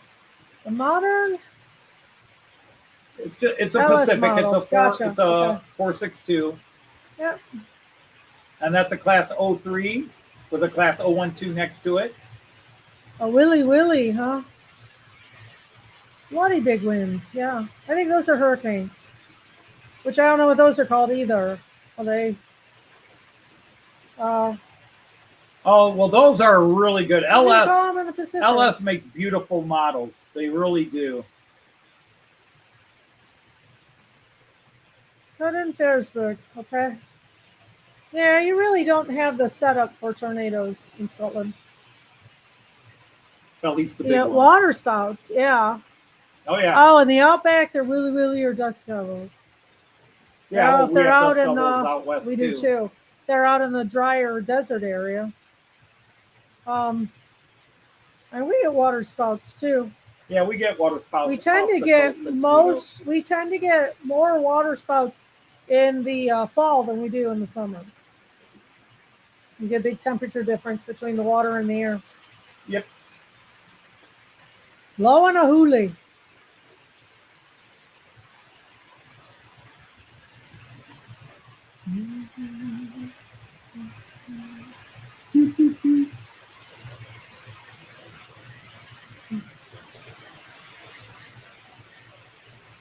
Yes, actually, I saw your video. You guys were, Other people's problems. yeah, I watched that while I was working on the bathroom, and You have your own creative weather problems. And you were having script issues with Willie. Yeah, yeah. I saw that much of it. Yeah, you were having script issues with Willie. Well, he had a script and he left it. Yeah. Hang on, I'll be back. And Willie goes to get the script. Like, see here. Well, Willie, if we're gonna have a script, you need to share it with the actors. That's kind of like Kyan. Kyan does this to me. He wants to play with whatever toys we're playing with. He has a story in his head. He doesn't tell me what he wants to happen. Mm-hmm. He will tell me I'm doing something wrong. Yes. No, I've had that Opa. too. And what happens is after a while, where I don't know where his imagination's going, I go where my imagination is going, and my characters start doing all sorts of little funny bits. And Kyan gets frustrated. No, Opa, he's supposed to do that. And it's like, you didn't tell me. I don't know what he's doing if you don't tell me. To communicate. You got to tell me what you want He these characters is to do. 5.5, so. 5.5. A little over 5 5.5. 2/3. Yeah. 5 2/3. Love the coaches behind the VR01. There's only one problem. What's that? Well, I guess it is technically a VR01. It's a 012, which I believe is modifications of the 01. There's the 01, and there's the 011, and the 012. Yeah, those are tin plates. Those have a very special loving story. It's a combination of a couple of cars I got from a guy named Horst, who lives in Bamberg, Germany, and then the majority were part of the collection I bought from. Yeah, I need chaos so far. There, yeah. Oh, God. There's a lot. His brain is chaos. My brain's not working. At some point, though. Herb. Herb's collection. Right. A German who lived in British Columbia. Yeah. Yep.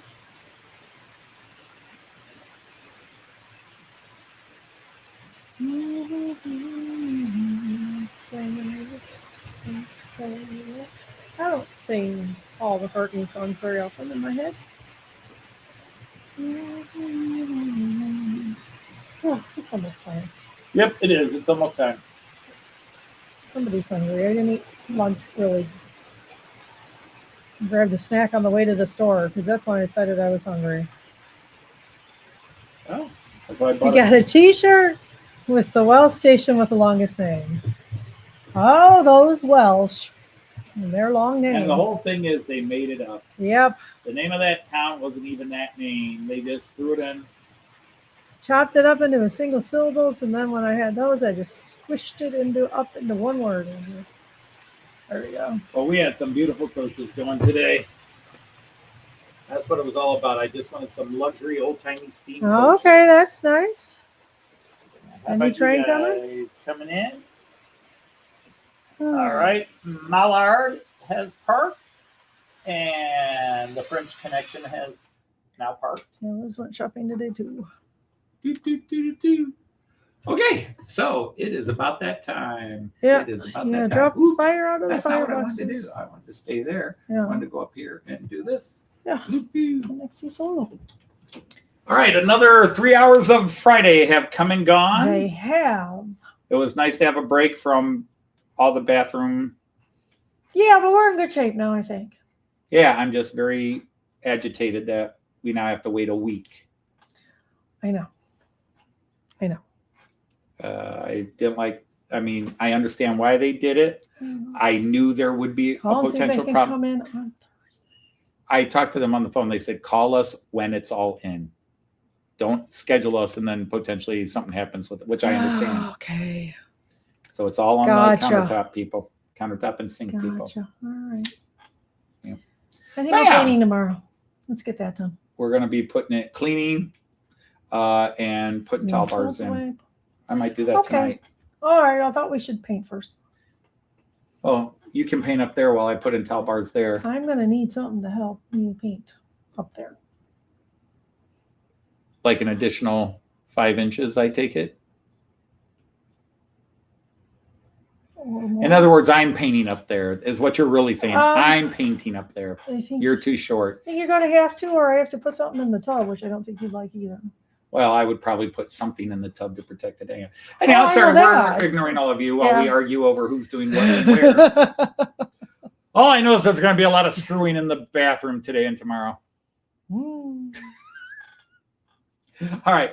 So anyhow, we want to thank everybody who joined us, all of you who watch. I can't believe how many people actually watch later. Well, and watch now too. We get I mean, another we're- 100, surprise 150, you all. 200 views between Friday night and Saturday and into Sunday. It's amazing. You guys are awesome. Thank you for making us a part of We do our life because we appreciate you We being do appreciate you. we appreciate you guys being a part We of ours. appreciate your friendship. Yep. Yeah. We appreciate. Who knew? Who knew? So until next Friday, which will probably be more modern. Set your calendar, September 18th, Oktoberfest Steamerpalooza, where every that's when it officially starts? steam train, it starts Saturday the 19th. Gotcha. Every steam train I can get rolling will be rolling. Gotcha. So it'll be a That's crazy crazy. show. I'll have to schedule it all in advance. Hopefully I won't still be working on a bathroom in 4 weeks.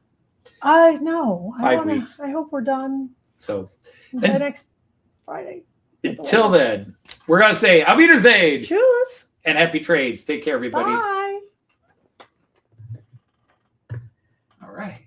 That was a good one. Good. Glad.